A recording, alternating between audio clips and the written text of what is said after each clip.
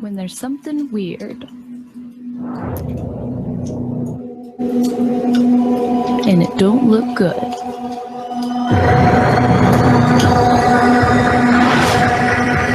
Who are you gonna call?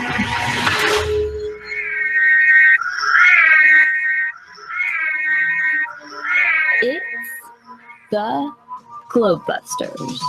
Let's get down to business. I don't got no time to play around. What is this? Must be a circus in town. Shut the shit down. And now, your hosts, Bob, Xanadude60. Just because that isn't my particular opinion does not mean that it's wrong. This is where I get into, the followers, the minions, if you will, the people that are not thinking for themselves. I won't tolerate that BS. And if you want to make videos about me, go right the hell ahead. I don't care. And Jaren from Jarenism. Dumbed down, and we've been given false information in school and in our books and in our history. So that's the biggest problem here is we've got a government agency that is stealing money, that is lying through their teeth, that is faking movies and calling them reality, and has convinced 99% of the world that what they're talking about is true. It's the Globebusters.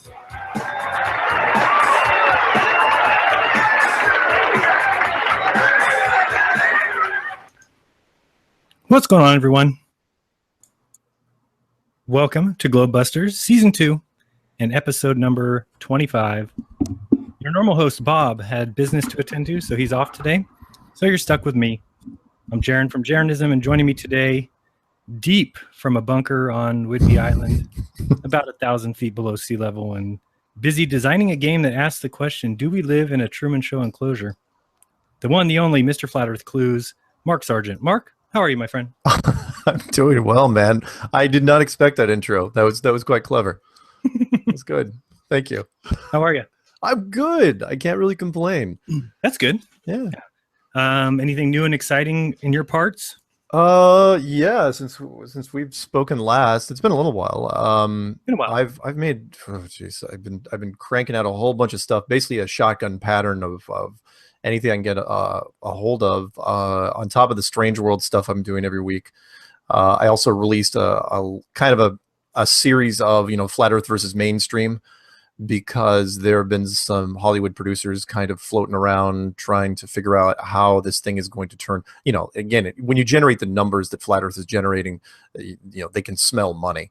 And so I started looking into it because I'm a big statistics nut. So I started releasing a couple short videos called Flat Earth versus Mainstream, and kind of, tongue in cheek, putting Flat Earth against, Emmy winners, Oscar winners, longtime franchises. Right. And it does amazingly well, considering there hasn't been a real marketing dollar spent on Flat Earth. It's just a bunch of people. I mean, talk about a hard, we carved out those numbers out of solid rock, basically.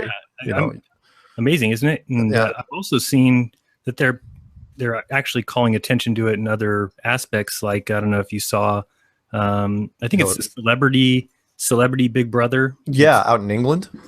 Yeah, they've got a guy that's a flat earther. Yep. Oh yeah. And then since we talked, one of the tenors who was fired, Right. the Canadian tenors, for changing the Canadian national anthem. So instead of saying Black Lives Matter, he changed it to All Lives Matter, and held up a sign. And then they fired him. And then they dug into him, and it's like, oh yeah, by the way, he's also a flat earther. And it's been really, really interesting, as far as the different people that have been, the topic just keeps getting, keeps tickling the fringes of mainstream. And I've been trying to follow it whenever I can. In fact, I've also done a couple reading narratives of some articles, the Flat Earth Ally, the Atlantic magazine, Sam Chris, and he's done articles before, but he wrote a really long article, kind of delving into the what's going on behind Flat Earth thinking, but it was very positive. And then also did the one, what was the other one? The Men Who Believe in Flat Earth, which we'll talk about. That was the Gizmodo article. Right. And on top of that, I also am doing little small series, because I don't have time to read all the emails that come into Strange World on Truth Frequency Radio. I am doing my little side thing, and I'm basically just going through emails and not taking phone calls. And I'm doing little 1-hour segments. In fact, I just finished the 4th one this morning, and that's going to go up as soon as I'm done with you guys. And Yeah, it's been really, really interesting. The producers, that are out there looking at this thing, they realize, because the American media system, they'll do a story on anything. They'll do a show on just about anything. Right. And we've gotten to the point now, and I hate to say this because it makes me sound like a bad American, but I hate reality television so much. Right. Because there's so many target demographics I don't care about. There's probably right now an underwater basket weaving housewives reality show in production right now. You want to get sick to your stomach, just go through YouTube and look at the guys that have the couple million subscribers and look at their most recent videos, and it's how many boxes of cereal can I eat? This challenge, take that challenge. The guy I hate more than anybody I shouldn't say hate. That makes me sound like a terrible, awful person. But I don't like him. Is because it doesn't make any damn sense to me. Is PewDiePie. I don't get it either. I do not. I've heard rumors that when he started, he had a big marketing machine behind him, and they basically created him. He was like, okay, we'll make this guy more popular than it really is. Because I've watched some of his videos. They're not that funny. No, I don't even get them. Most of the guys that do it are just, they're terrible.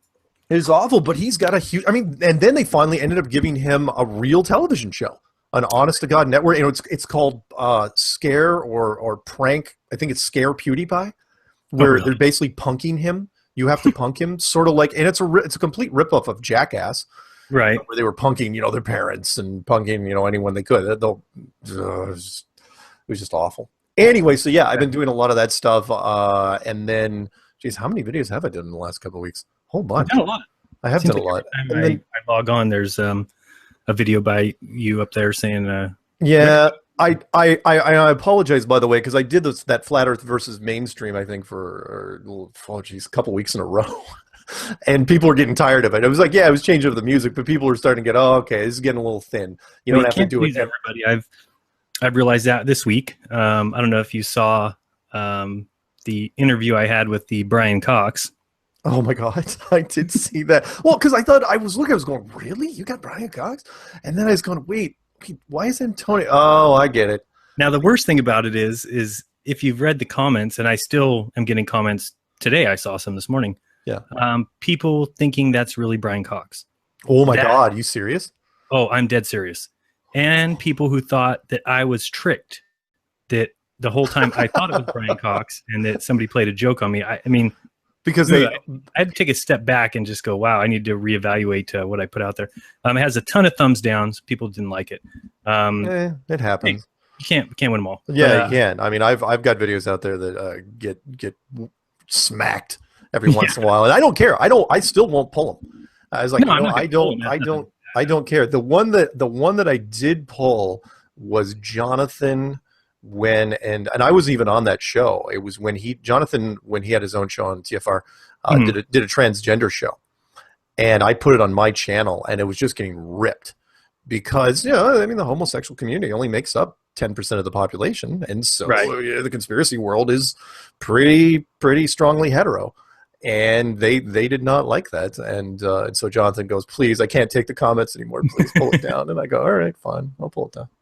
Yeah, no, I've never pulled it down, and it wouldn't stop me from doing something like that again. It was kind of something we had talked about. A week before that, I had mentioned something about Brian Cox, and I told Antonio, "Have you seen him do the interview with Joe Rogan?"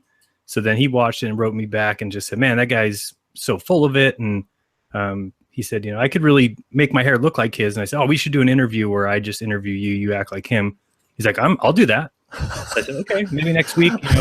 Then we literally got on the phone and said, "Do you want to do it tonight?" And he's like, yeah, let me see if I can do something to my hair. And then an hour later, we're doing it. So, and it was really funny because we actually were on together for about a half hour before it started. And we were kind of scripting some stuff. I was kind of telling some questions I would ask him, and we were kind of making some jokes like the whole cocksucker. Yeah, that's too easy. Right, easy. So we wrote that stuff down, and we were ready to go. Well, right from the beginning, we weren't anywhere on script. We were just all over the place. And then everything that happened that was funny during that video was not scripted. It made me really think, like, man, if we would have just gone with the script, it wouldn't have been nearly as funny. Yeah. Just so happens, like, all the The math and meth thing, completely ad lib, never mentioned before. Same thing with the whole NASA. It was just, I think it turned out okay. And I wanted people, what I hope to do this week is put some of his answers next to Brian Cox. Because what a lot of people don't realize is the answers that he gave were actually answers that Brian Cox gave. And so that's what's so funny about it, is it sounds like he's just talking nonsense, but really that's Brian Cox's answers to Joe Rogan's questions. So very interesting. Wow. But I didn't get a lot of people didn't like it. So, oh well. Also did a video, I guess this is 2 nights ago now. My days are all screwed up because I didn't go to bed till the middle of the morning. But I did what ended up being a 5-hour video with Flat Earth Math. So that was interesting. I know a lot of people haven't had a chance to listen to the whole thing, and there's nothing earth-shattering in it. But I do think that maybe it's something you've noticed. I've done a couple debates recently. Obviously, the one on Dread Central. Yep. We did. Well, yeah, you got my little comment I sent to you on that. Where that guy, and I'm gonna try not to swear, but because I was up in Canada listening to that at a friend's place. And we were listening to that, and I was just getting so riled up because it was painful. Yeah, and it was my first time, and I learned a lot from it. And then we did one on TFR week before last that I thought went much better with the Globe Believer. And cause something I've kind of realized, and the reason I'm open to doing more of these now, is I think these guys that believe in the Globe don't realize how much damage they're doing when they have these little debates. Because if you don't know everything about the model, which most people don't, right? So most Globe believers are just animate believers that flat Earth is stupid. Globe has been proven. And so they get into these conversations, and I think they get stuck at places, and I think it looks incredibly bad on them because you're absolutely right. They're resting on their laurels is what they're doing. They're going in. I'll use the, not to interject too abruptly here, but when Stanton Friedman did his thing with me, I knew full well he wasn't going to do any homework. Basically what you're saying is if they do not have their ducks in a row, they have no chance, because all the flat earthers, they've got tons of stuff on their side, just ammunition getting ready to use. And so Stanton, he not only did he not have everything ready to go, but he didn't even know what the model looked like, even in the slightest. So 10 minutes in, he stops. He goes, whoa. Are we talking about this like it's a real thing? Like it's like it's an actual physical model? And I go, yeah, we are. And he goes, it's not just the simple, the Earth is flat. Exactly. He stops. He goes, well, how does that work? It's like, oh no. And then it didn't turn into a debate. And then the debate part of it ended, because then it was me just explaining to him. Right. It's like, okay, what about the stars? What about this? And then, then of course the awkward question. It's like, well, I had an astronaut write the foreword on my last book. It's like, he goes, are you telling me he's a liar? And I'm just going, I don't want to tell you that. But right. What do you want me to say? It's like there's walks like a duck and quacks like a duck. Yeah. Sooner or later, you're gonna have to. Somebody's gonna be lying before this is over. A lot of people are gonna be lying, actually.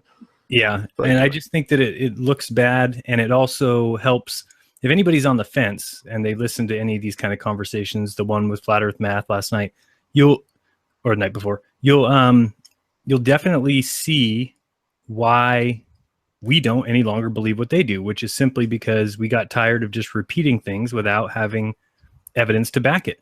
Yeah. A couple points that came up in that conversation that I thought were key was one of them, and he was explaining the Eratosthenes experiment and how he went about it. And I was asking him, you've seen pictures of crepuscular rays coming down out of the clouds, right? Mm-hmm. So they're clearly looking like they're coming from a local sun.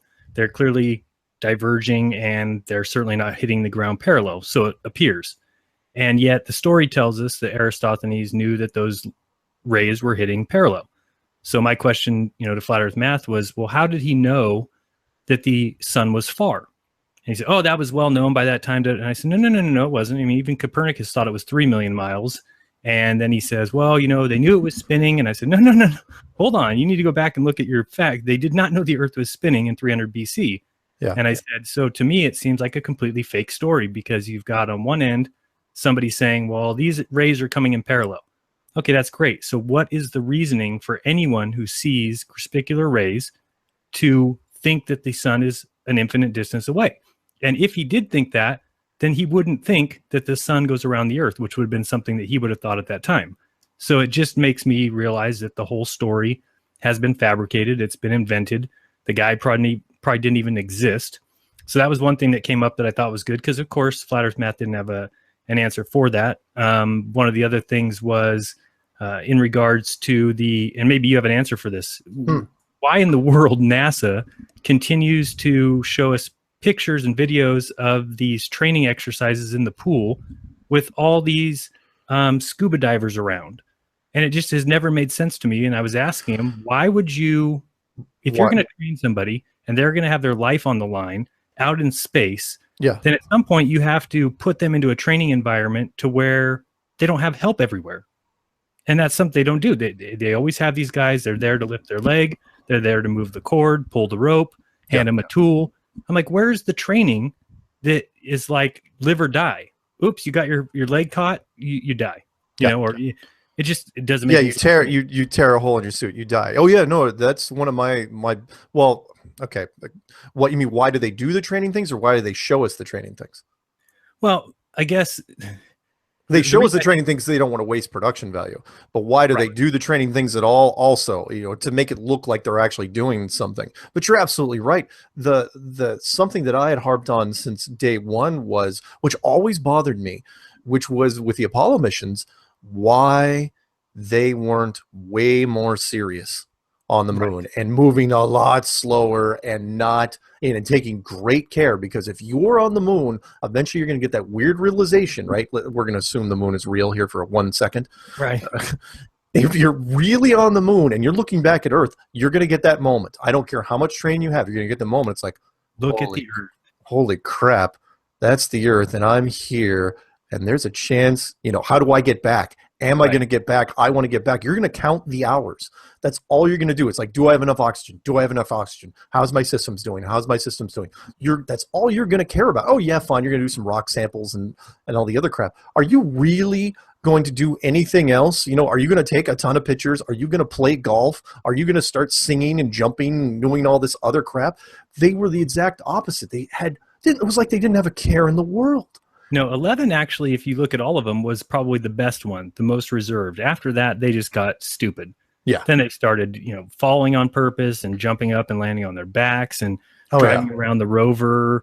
If you fall, the first thing you're going to do is you're going to have your buddy check out your suit. That's it. That's all you're going to do. Anything broken? Dude, how are my gauges? How are my gauges? That's all you're going to care about. And they didn't. And to your point, where that should be happening now. Everybody it goes even to the ISS, where it's like, why in the world are you wearing khakis and polo shirts and socks? No fear in the world. No fear in the world. You're not in your spacesuit. You're not worried about anything. Nobody seems jittery at all. One little micrometeor, and you think these guys would be like, they just go into complete freakout mode. Nothing seems to surprise them. Nothing makes them, you'd see this in the camera. All of a sudden they hear a noise, like a weird creak or a sound. Yeah, it'd be like, all of a sudden their expression would change. Instead of talking to school children and joking around, they'd be like, wait a minute, what was that? And to your point, when they, I think one of the biggest proofs for me early on looking at the moon landings was the fact that the word Earth wasn't even said anytime on the actual EVA. So from the time that, Neil Armstrong and Buzz Aldrin, get off and they're on to the moon, nobody said, take a picture of the Earth. Yeah. Look at the Earth. Look at home. Look at that. Look at that. I mean, that would be the first thing you would do. Yeah. I mean, without a doubt. And they just don't remember to do that. They get off, they're talking about the, they're giving their little speeches, making their little one-line statements. Yeah. And then they start going about laying these cords and moving cameras and don't forget about building the car. No, I'm talking about 11 right now. Oh, 11. Oh, okay, gotcha. Yeah, I'm actually not sure about whether or not they said look at the Earth and the other ones. I just know 11, and looking at the transcripts, there was no conversation between Aldrin and Armstrong in regards to look at the Earth, over there's the Earth, let's take a picture of the Earth. And I think they only took, if I remember right, there's only 1 or 2 pictures from Apollo 11 of the Earth. Yeah. And I think they both look kind of funky, obviously. Yeah. They weren't the official ones ever used. It was only, no. Yeah. And so I always thought that was interesting because it's just not what would happen in reality. Like you just said, that's going to be the most unbelievable realization when you step on the moon and turn and see Earth 250,000 miles away. Yeah. And they don't ever have that moment. And that just makes you say, hey, this tells me that they're in a sound stage in Nevada, to where the last thing they're thinking about is looking in the sky and saying, hey, look at Earth. Yeah. Yeah, so, it was ridiculous. The Apollo thing just bugged me on so many levels, and I was really grateful for Flat Earth later because it answered the questions for me, which was, it's like, because I couldn't figure out, no matter what I came up with, it wasn't good enough to why would the Americans fake it? Why do you fake it? Why do you spend all that time and money just so you can say you were there? I mean, yeah, it's good, but it isn't great. And then finally it's like, oh, I get it. You have to fake everything. You have to literally fake everything from the ground up. It wasn't just Apollo. It was everything. And I certainly think it was. Yeah. Oh, and yeah. So having those conversations with the Globers and bringing some of this stuff up and getting others to see that they really just buy into everything that they're told without even thinking about it. And when you bring up these Aristophanes and he says, oh well, just because that's a fake or that's a folklore doesn't mean the Earth is flat. And I said, okay, I'll give you that.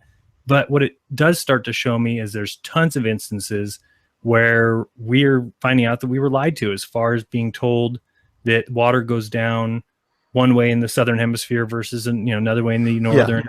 Those things that were taught to us as like fact. They were studied, they were science as kids, and then you get to this age and you realize that it's not true. And then you find out something like Aristophanes, which they push all the time, and Carl Sagan has his video on it, and everybody always brings it up. And when you really look into it, you realize it just isn't possible.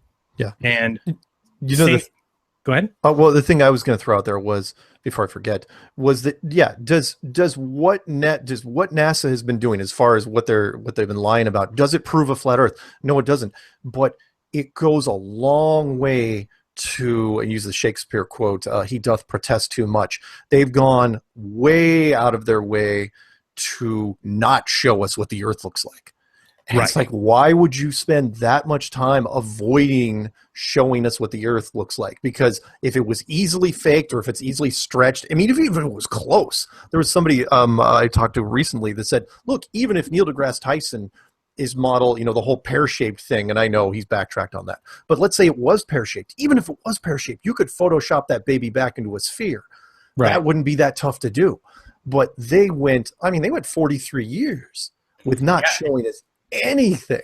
And that's why they're at such a quarry now, because they also can't, when they put out some of the crappy footage that they put out in the early 80s, shuttle missions, things like that, when you go back and watch those, and some of them are hard to find, they're definitely off the interwebs. The only time you can find them is if somebody had an old VHS recording of it. But what the reason is because some of it looks so bad, and that's why they can't just go and make it look now completely CGI, completely futuristic, because people will say, hey, wait a second, how did this, you showed us this first and now we get shown this. So they have to kind of keep it kind of. You're absolutely right. That's why the moon thing, which I talked about, not necessarily a little bit in the clues, but other things in interviews, where once you show, because everything on the internet sticks, once you show people the Apollo stuff, you've got to keep it looking that way, because if you go back, it's why you haven't gone back to the moon. That's why you haven't done a movie on the moon. And we've got a interesting little thing. Too bad it's not going to be for a year or two, but how are they going to fake this whole landing on an asteroid? Oh, that whole piece of crap. Oh yeah. When they release that, I mean, as you know now, I mean, they're releasing stories literally every day. Yeah. And that asteroid one, I just howled when I saw it. It's like, really? And they're already building it up. I have an interview ready to go where the guy's saying, we've got 3 cameras. We're going to film the whole thing. We're going to land on it. We're going to take a sample and then take out. It's like, come on. Yeah. I mean, the worst part was, they were saying, oh no, and we're going to take off and we're going to bring that sample back here. I'm going, you are? Oh boy. They can't get internet to Africa, but they can send a spacecraft to an asteroid going at some ungodly speed Yeah. somehow orbit it, somehow land it, somehow dig a sample out, tuck that away, and then take off. I mean, Yeah. give me a break. Take off and make it back to Earth? Really? How? How is that? You're going to use the asteroid's propulsion, the forward momentum, and just kind of punch off that thing?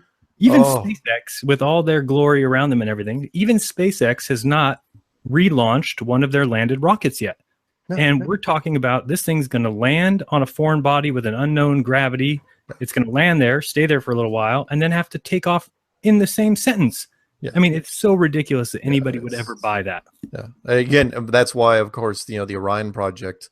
For anyone who's new listening to this, the Orion project is the Mars program, the manned Mars program that we've been kicking that can down the road for years, and it's never, ever, hang on, wait for it, ever going to happen because it can't. It can't. You cannot fake, and the reason, and you've heard me say this before, you can't fake something like that because it has to be a production, and a production is shot out of sequence, and you're going to make a mistake. Someone is going to make a mistake, and it's going to get on the internet, and someone's going to point out, some guy in the middle of freaking Kansas at 3 a.m. is going to say, it's like, hey, wait a minute, that's not supposed to be there. He takes a screenshot, and it's over. It's done. And then the credibility just goes down the tubes. You cannot do a Mars mission, a manned Mars mission. And even if you were going to, people are still, it's like, sorry, I could go on this forever, but I know the moon stuff. It's like, why aren't there bases on the moon? Why did the Cold War, again, totally fake? Why did the Cold War, the space race / Cold War, stop when the Americans made it to the moon? Because the Russians is just packing in. Let's not finish it. The Russians, you know how it was supposed to go. Then the Russians get there. Then the Americans, how many people are gonna, we have 10, the Russians have 8. Is this the start of a new moon Cold War? That's how the whole thing would have played out. But no. It was the exact opposite. It was like, once the Americans got there, everyone quit. No one ever went back. And why would that happen? It wouldn't, with the exception of, the Chinese probe that's supposedly been there for 3 years. Yeah, but if it was possible, let's say somebody got there in 1969, then believe me, somebody, China, Japan, Russia, would already be there, because whoever has the moon has all the marbles. Because you can. I got a little side thing for you. I don't know if I ever told you this. There was there's several companies out there, not just SpaceX and Virgin Galactic. There's quite a few other startup companies that have been trying to get on in this, or competitors to like SpaceX. And one of them was called Interorbital, and you probably heard me talk, that I had a conference call. There was a guy from Germany that got me on a conference call with the president and VP of Interorbital. They're out of California. Mm-hmm. And they were going to send some moon stuff. They're charging, oh my God, charging $8,000 a gram in advance for moon rocks that they were going to harvest and come back with. But you had to pay in advance, $8,000 a gram, which is ridiculous. And they said, it was interesting because they said they went to some meeting with all the competitors that were going to be doing the whole potential moon thing, and SpaceX competitors, and NASA was there, and they were really specific about telling them, oh yeah, by the way, no matter what you're thinking about doing, don't try to go to the Sea of Tranquility, don't land anywhere near there. And I'm going, why would they say that? Why would you ever say that? Because one, that's the only interesting thing. If you believe in the moon missions, that's the only thing interesting on there. That's where all the American stuff is. Right. So why wouldn't you go there? And to that effect, the Chinese probe, which has supposedly been there, they've got supposedly a moon rover, I've seen the pictures and the videos. Oh yeah. But it's like, what, they also aren't in the Sea of Tranquility. And it's like, why? That's the only thing you would do. You would go to Sea of Tranquility, you would accidentally knock over the American flag, and would be this huge international brouhaha. It'd be this, what did the Chinese imply by knocking over the flag? Was it really an accident? We want to know. And they're not going to do that because they can't, because, well, one, there's nothing there, and two, they'd have to try to recreate the whole thing. And if there was something out of place, some nerd it's going, well, the car shouldn't be that far away from the vehicle, from the landing pad and all this stuff. Someone would figure that out. So instead, no, the Chinese are, rover is going around doing nothing, just roving around, right, taking pictures of nothing. One of two things is going to happen, or actually maybe even both, but my predictions would be, and it has been this for a while, that I thought they're going to have some sort of catastrophe in space, be it Oh, right. I remember you and I talking about that. Yeah. Yeah, some sort of death or something, because then at that point they can say it's too dangerous for people now. We can only send robots to go out there. Yeah. And sending a robot mission to Mars, well, they've already got one technically there, so it would be the same kind of production. And I think they could still fake that and get people to buy it, but not a manned mission. That's why they're sending this probe to go to an asteroid, because that's going to be another robot, and the video, they can fake that and people aren't going to be able to really question it. And so they're doing that. The other prediction I have, though, and this is something that kind of came from somebody in an email, and I kind of thought about it and said, man, that does sound interesting. He was saying that, because a lot of people believe that this flat Earth was input into the mainstream, or that it's some sort of psyop. But this guy's kind of opinion was that. But what he said was, once NASA found out that it had come out, or that people were talking about it, that they're going to let us keep talking about it, because then they're going to come out and say, shortly, that the reason they've been faking the ISS, or the reason they're showing us fake pictures, is because we're in communications with aliens who are around the Earth, or they are watching the Earth or whatever. And if they showed us any real video of the ISS, that we would see these aliens. And then they're going to say, and look at, there's aliens around the planet, and these people think that the Earth is flat. So that's going to kind of be their play as to how funny it is that because they were hiding this footage, people went as far as to think the Earth was flat because of it. So I thought it was interesting that he said that, because I said, no, that's definitely one way they could play it. And of course, you would have Res Rhetoric and all his buddies laughing and heeing and hawing and saying how funny it was that we all fell for thinking it was a flat Earth, when actually it's because there's aliens out there. And even then, though, if that was the case, which it is, the vindication would be us bringing it up right now. It would be silly for them to I mean, at that point, the aliens thing would overshadow every other topic. So even coming down on the flat earthers, what are you going to say? I mean, the flat Earth, you can say the flat Earth. You know what? I'd still, even aliens wouldn't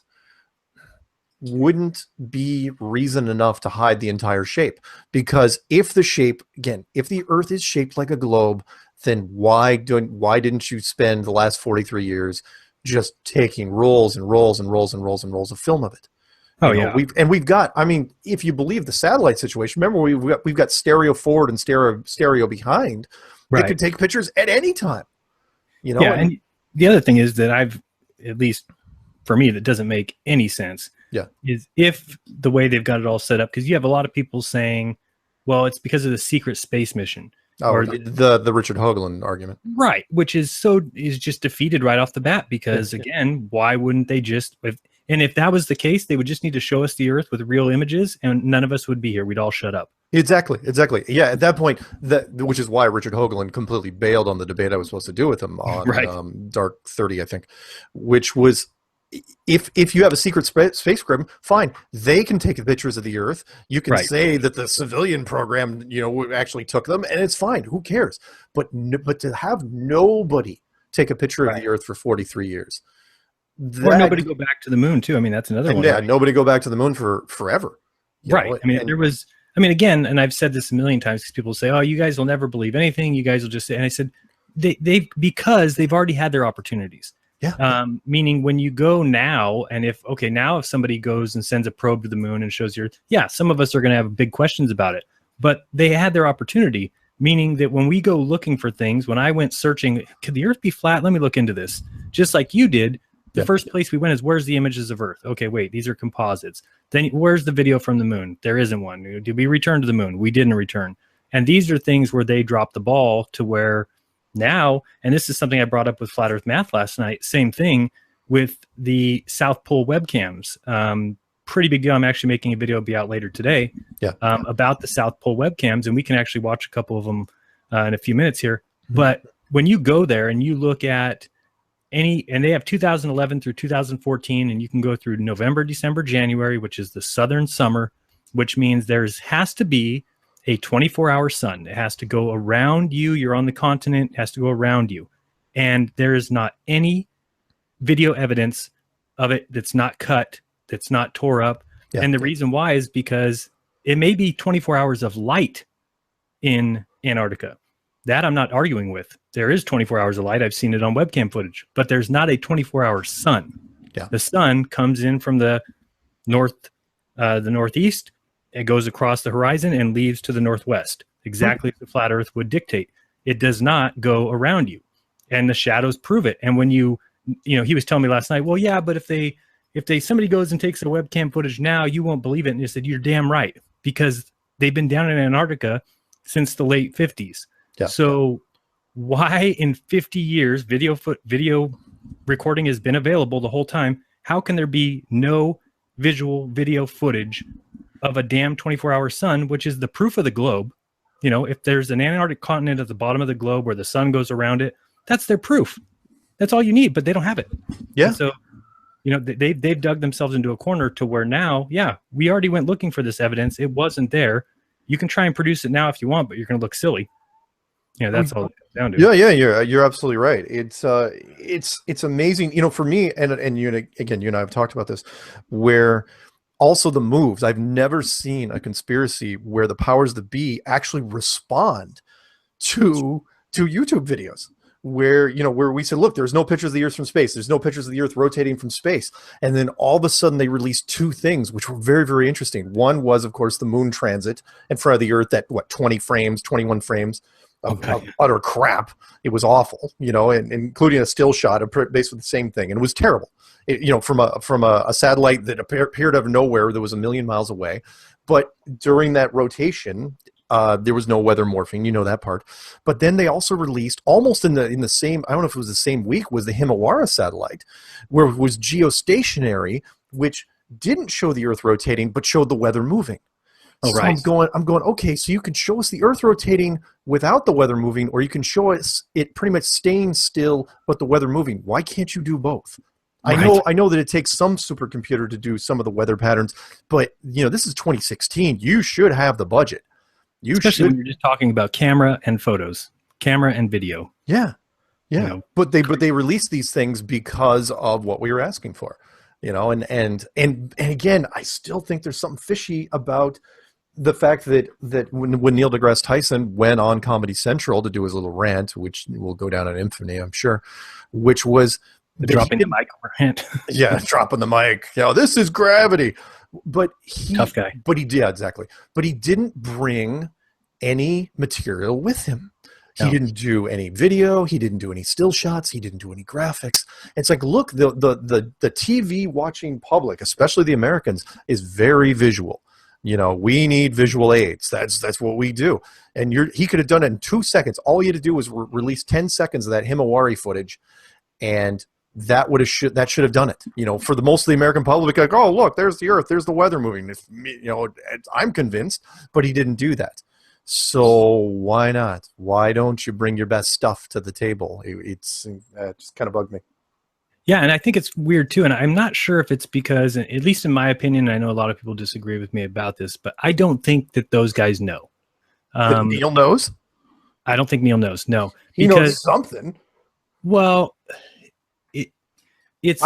Because and I'm not going to argue with you about it. Right. But in this case, he knew. Look, if I was going to go on television and I was the front man for NASA, I know he's not an official NASA employee. I'm sure he gets something from him.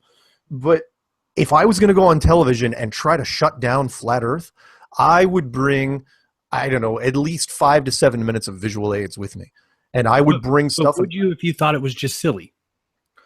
I listened to that argument he had. It was distance and horizon, and I know the audience was coached, and it sounded like they knew what he was talking about. They didn't.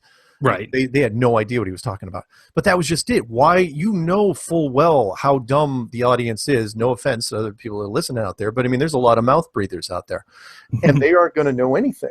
So why not make it easy? Why not try to shut the whole thing down with something easy?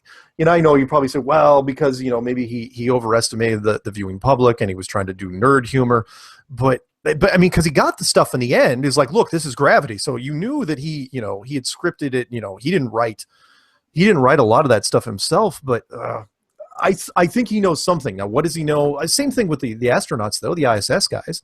I mean, they know they're faking something. Those guys No, I Yeah, they don't know why, because I firmly believe that they learned from the Apollo program and how the Apollo astronauts, the soul crushing that the whole concept does to you.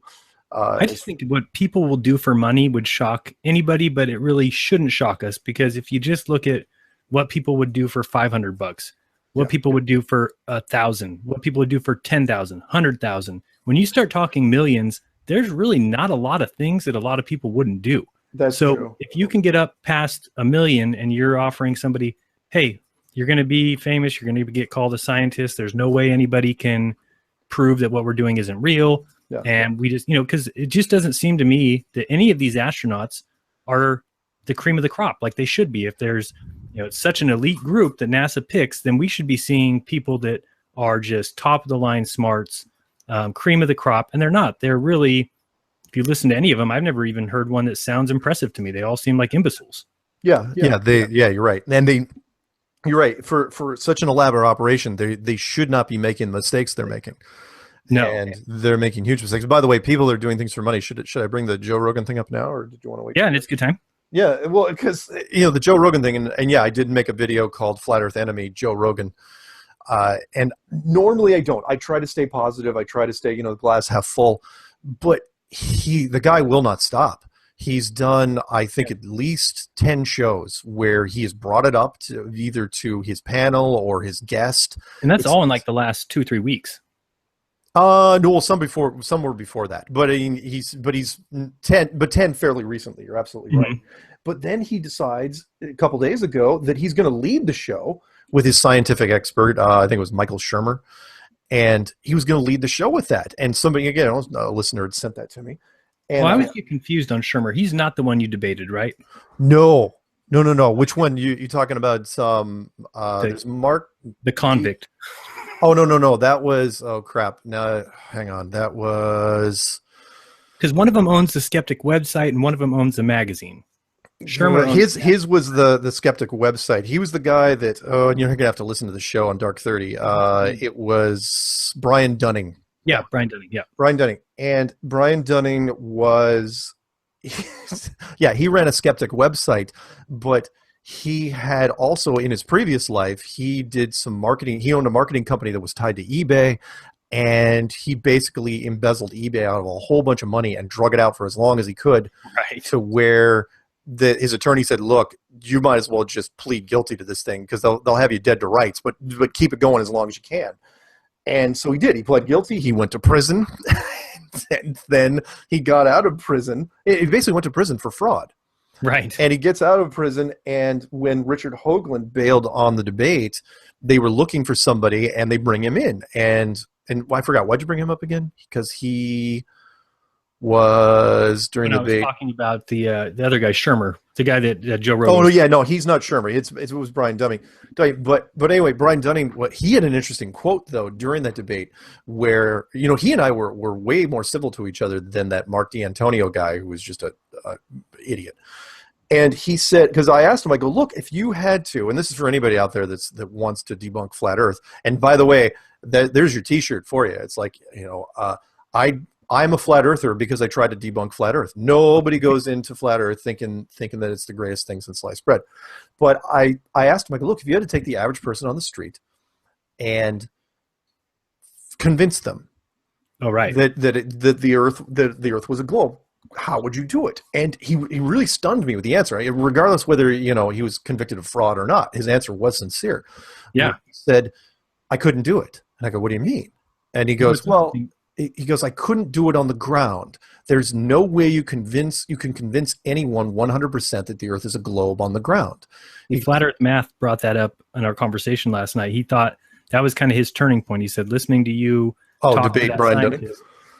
Yeah, because when that was said, he got upset and kind of thought to himself, there's got to be a way to do it. And that's why he said he's made his channel and why he's made the videos he's made is all because of that statement when he said, no, there's no way to prove it Yeah. from somebody on the ground. Yeah, yeah. And I thought that was it. Yeah, he goes, you've got to give him $20 million and send him to space. And I go, well, yeah, actually, technically, I think you could buy your way in for cheaper than that. But and then you got to sign a disclosure agreement. You're never going to do anything. But what was interesting about that was because I thought when he said that, I was going, that makes sense because even the infamous Vsauce video that's that we're just giving views to that guy. Because he's the number. Because his video was out there long before Flat Earth was out there, and he's got. It's actually not a bad video for. It's not. No, it's not. He doesn't tear into it. But what was interesting is that even Vsauce said, the sticks and shadow argument isn't a lock either, because size and perspective. Because the sun. If the sun is, and I'll give people a kind of a weird way to do this yourself. If the sun is hundreds of thousands of miles wide and 93 million miles away, it will cast this. Or it could be much, much closer and very, very small by comparison. It could be 30 miles wide. And people go, no, I don't get it. I go, okay, think of it this way. You take a pen. We've all done this as kids, right? I just thought of this the other day. I could take a pen and... Before you go on that, I'm just going to... Oh, yeah. I'm playing the video of the South Pole webcam, so I'm going to start at October or November of 2010 just so people can watch. But go ahead and continue. Oh, okay. So you take a pen, and I'll do this in a debate with somebody if I get a chance. You take a pen, and we all done this, right? And you hold it up, like 2 feet away from your eye, right? And you say, oh, yeah, it looks pretty small. But then you bring it in real close to your eye, right? Okay, so the question is the pen really, really big, or is it really close to your eye? And people say, well, I don't get it. And it's like, well, think of it this way. We know it's a pen, and we know the size of a pen, so that doesn't trick us. But if you take a ball, any sort of ball, and you hold it at a certain distance with no perspective thing in the background, right, you have no idea how far away it is. And that's the argument. It's the what do I call it? It's the Pirates of the Caribbean argument, where if anyone's gone to Disneyland, and people go, where is he going with this? If you go to Disneyland, and you've been, anyone's gone to the Pirates of the Caribbean ride, the very end of that ride, you get to this big open inlet, right? Where there's pirate ships way off in the distance, and there's moon and stars, right? And I challenge anybody, right, to go in there and tell me how far away that moon is in Pirates of the Caribbean ride. They're going, why? I go, because you don't know. The perspective is all about perception. It's like that moon could be 50 feet away. It could be 50 yards away. It could be 5 miles away, depending how big the studio is. You don't know. And so when it comes to the sun and the moon, it's like, the sun, not to quote a religious line here, but God created the sun and the moon, but NASA told you how big they were.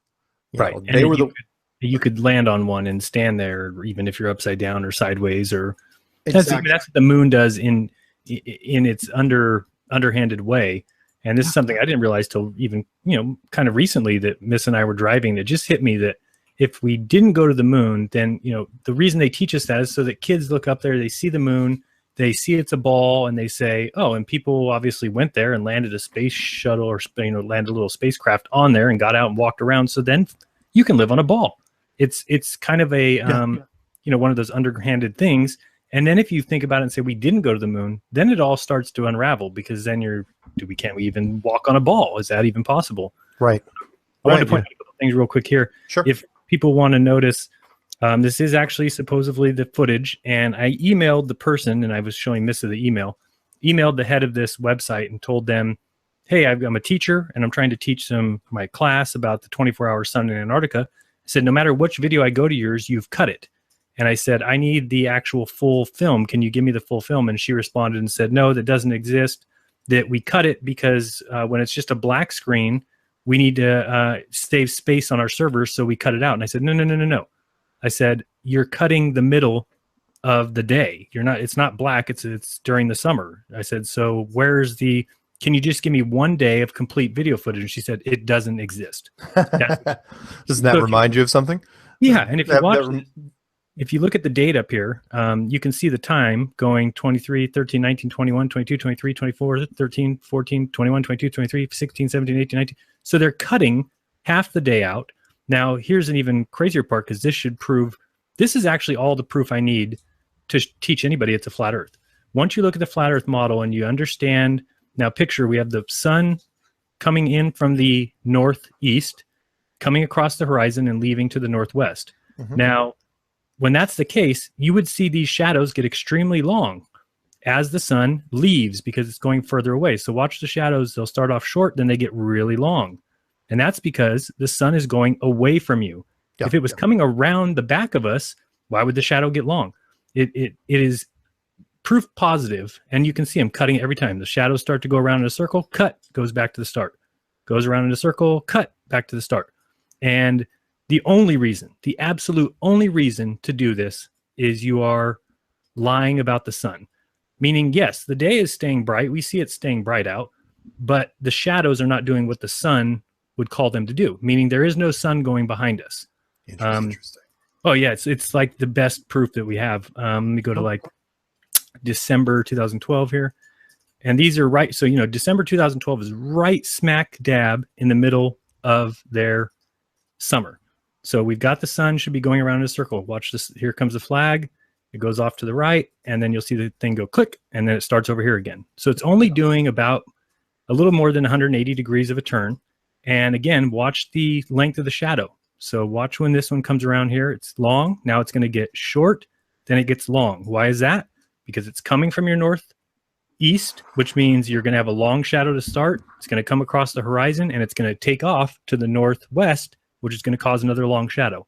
It absolutely matches in every way the azimuthal equidistant, the Gleason's map, if you will. Yeah. That kind of idea of a Antarctic surrounding or an Antarctic edge. And again, a lot of people have even said, well, could Antarctica be a continent? You know what? It could be. It could be a little continent on, picture the Gleason's map, and instead of Antarctica around the end, it's just a continent down there. But the same thing would happen, right? You would have a problem. You can't have the sun go in front of you and then around your back because it's coming from the north to east and taking off northwest. All these videos are completely cut up. And this is the kind of thing I'm talking about because I was showing Flat Earth math the other night, and he said, well, now if somebody went down there now and took these, you wouldn't trust them. And I said, yeah, you know why? Because it's too late. Because the Antarctica has been down there since, creation. Who knows? But we've had video camera footage or video camera capabilities for 50 plus years. Yeah, so where is the footage from the last 50 years of simply showing a shadow do a 360 degree turn? It's not even difficult to fake, but they didn't do it. Yeah. To fake it, they cut this film up. They simply took half the day, took it out, and said, we'll just show this halfway going around flag. And now they're in trouble because when you go looking for these things, this is stuff you expect to find, especially because, like I said, really the South Pole being having the 24-hour sun is kind of proof of the globe. If there was proof of the sun going around the continent, which it doesn't do. And, I'm not sure yet how they're going about exactly how they go about keeping the light there for 24 hours. Yeah. But again, they're capable of anything. So if it's just a reflection, they can reflect the sun off the atmosphere. And so you have 24 hours of daylight. But nobody's paying attention to the fact of the one thing they can't fake is that big yellow ball in the sky that has to go around your back. Yeah. It's not happening. Watch this flag here, this green one down here at the lower right. You'll see it start about, about 8 o'clock. Click 8 o'clock. It'll go all the way to about 2 o'clock. Click 8 o'clock, all the way to 2. Click. And it's just obvious this could be what they're doing and why they're doing it. Again, this is during the month of December, meaning there is no excuse for not having a sun come in here. And this is at the South Pole. This isn't like we're looking at Mawson Station or something where you might say, well, the sun has to go further behind your back. No. This is dead center, the South Pole, 90 degrees. There's absolutely no excuse for it. It's one of the best proofs that there is. We can shove this down NASA's throat until somebody admits faking all this stuff. I mean, it doesn't make any sense to me. I agree. Wow, so, that's awesome. Yeah, and again, if it's not like it's just one video, people can go. I mean, I'm looking at a whole list here. Go to any of these dates. Now, again, if you go to like April, well, then there's not supposed to be a 24-hour sun. Yeah. So you're going to see the sun come, just like we said, from the northeast, but they still cut the film up because they don't want to show that, well, here we have full days and in the other, so they cut all these up just so they have an excuse. But I mean, this is the kind of thing that you could show somebody who is arguing for the globe and have them explain it. What could possibly be the reason for having no video footage or evidence of a 24-hour sun? Yeah. Again, it reminds me of the thing I have in my flat Earth short list, where that guy, and I can't remember his name, but it's on there, where, you know, the guy pretends to be a Hollywood producer, and he calls up NASA looking for some stock footage of the Earth rotating on its axis.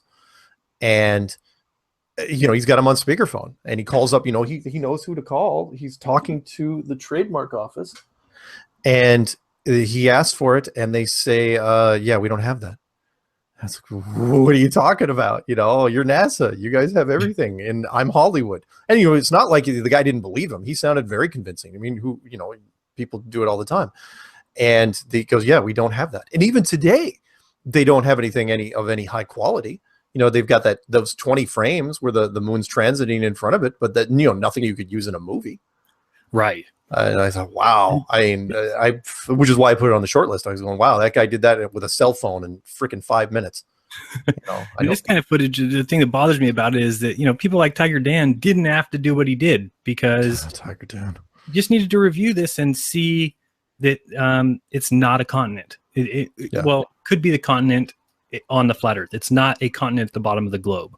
The sun does not go around the South Pole during their summer. And that's just, and, you know, think about it, guys. If it did go around their South Pole at summer, do you think it would be freezing cold there? Do you think that the coldest part on Earth would be at 90 degrees south?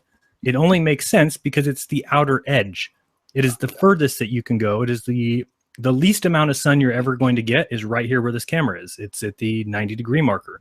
And so it just really bothers me that there's still people out there, other channels, other shows, that keep pushing this idea that Antarctica must be a continent. It must be because people fly down there, people travel down there. Sure.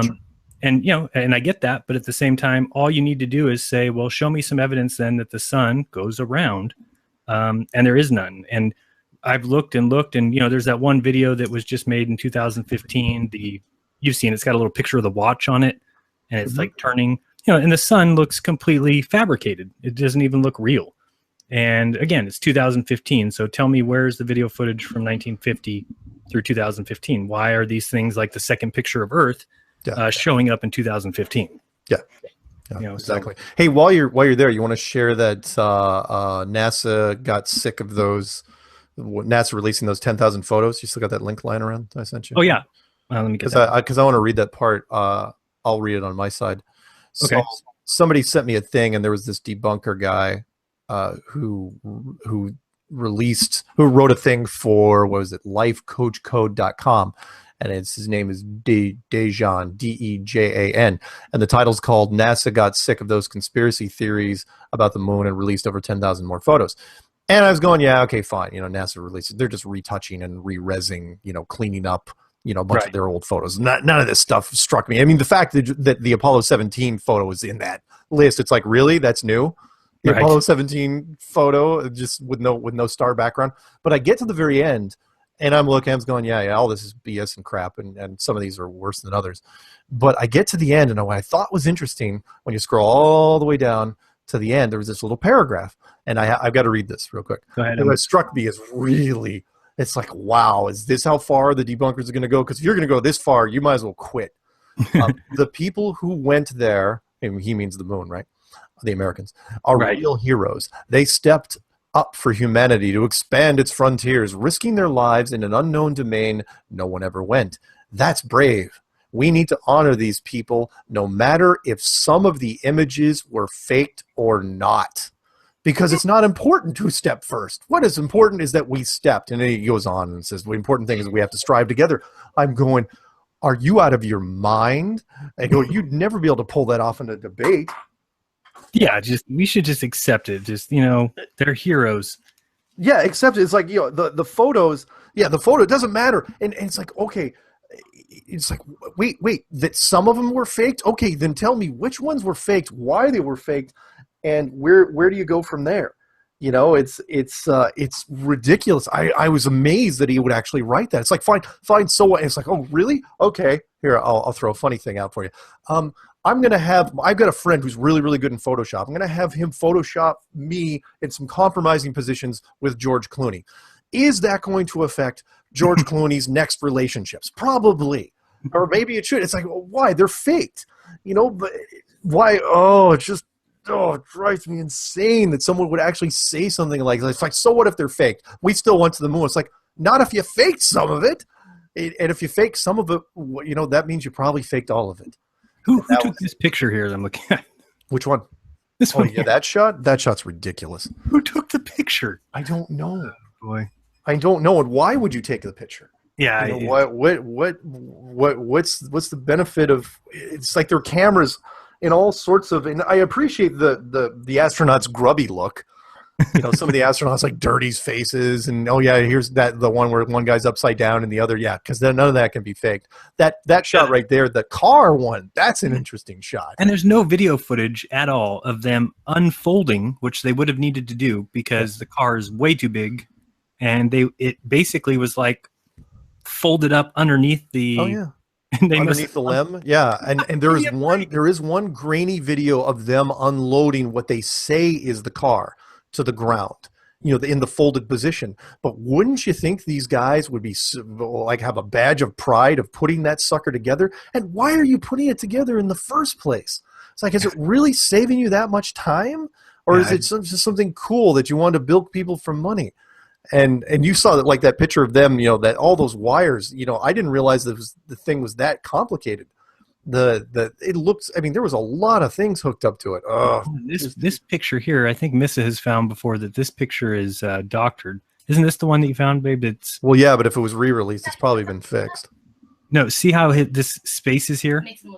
Makes them look thin. Yeah. Well, it's completely fake. That you're supposed to have all this. The original one has. The original picture has his actual astronaut uniform there, or whatever whatever they're wearing. Will they let you these bring up any bigger or anything? Open image, a new tab. I could have sworn, by the way, like the one where the astronaut's got a red helmet. I was going, wait, why? Isn't that a Russian shot? I don't think we did a lot of things in red helmets. We didn't like the color red back then. Better dead than red. That whole song and dance. Jeez. I know. Anyway, I saw these. This is just a smattering of them, but it was. There's nothing new here. When they say they released them, it's like fine. They cleaned them up, cranked up the res, and it's like. Besides, it's like none of them would be new. It's like because why'd you wait so long? What were you waiting for? And if you were going to release them, why not release them on the 50th anniversary, which is coming up? Not that long away now. Yeah, what is it away? Apollo 11 would be 3 years.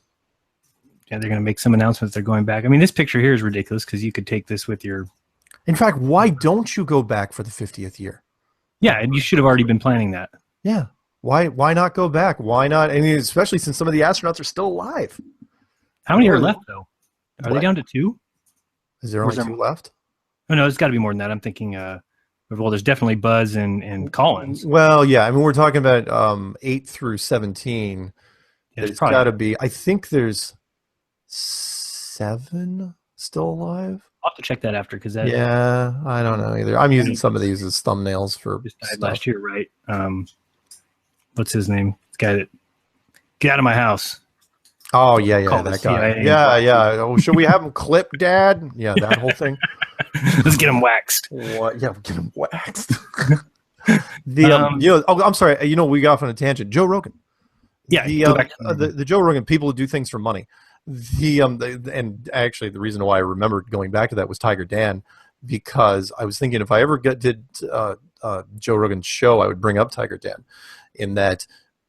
I mean, yeah, I know Tiger Dan was trying to redraw the map and supposedly went nuts, but that doesn't explain why he just didn't go back to his Christian prophecy show. But here's why. I'll tell you why, because I know that one. It's because once you've said that the Bible says the earth is flat, then how could he go back if he's now said the earth is not flat? Or if he was thinking that, he kind of said, he kind of put himself in a predicament, because how do you now say, oh, well, the Bible is not telling the truth about that part? He was just, I think he's kind of stuck. Yeah, I kind of believe that, but I kept, I've looked at his channel, pretty much once a month ever since, the whole unpleasantness went down, and he didn't take down any of the flat Earth videos. No, he didn't. I hear he still comments. Well, I heard that too, but it's like we've never seen his face. We've never seen him make another video. He's never done an interview. He's never done anything. He's just, but I've seen it. You're absolutely right. There's time and date stamps for him making comments, but they're really generic and they're not very positive. And are they anti-flat Earth or what are they? Oh yeah. Yeah, they're still anti-flat Earth, but he still will not. And I even went on a Strange World episode and called him out. I said, "Look, coward, let's finish this. You started a 10-part series against flat Earth. You made it to 5. You never finished it. The one thing I've said, and I'll say it a million times, is that if I ever turn, and by the way, I'm going to say this publicly just so everybody hears me because there's been some recent events, I will never, ever, ever commit suicide. Okay, so if you ever hear that, it is wrong. It is somebody is lying to you because that just recently happened with Victor Sharp, and according to a couple of his friends, they say no, he did commit suicide. This guy made shows, had radio shows, wrote blogs, wrote books, anti-Clinton, the kill list. He talked about her offing people, so to me, if he did commit suicide, I think he's a dirtbag because he basically left all of his fans out there doubting the story, but now his family, his whole entire family and his friends are all coming out and saying, no, he actually did commit suicide. He didn't write his fans any kind of a blog post. He didn't say, hey, don't go looking after Clinton thinking that she killed him. The guy wrote like 12 books on Clinton being a murderer.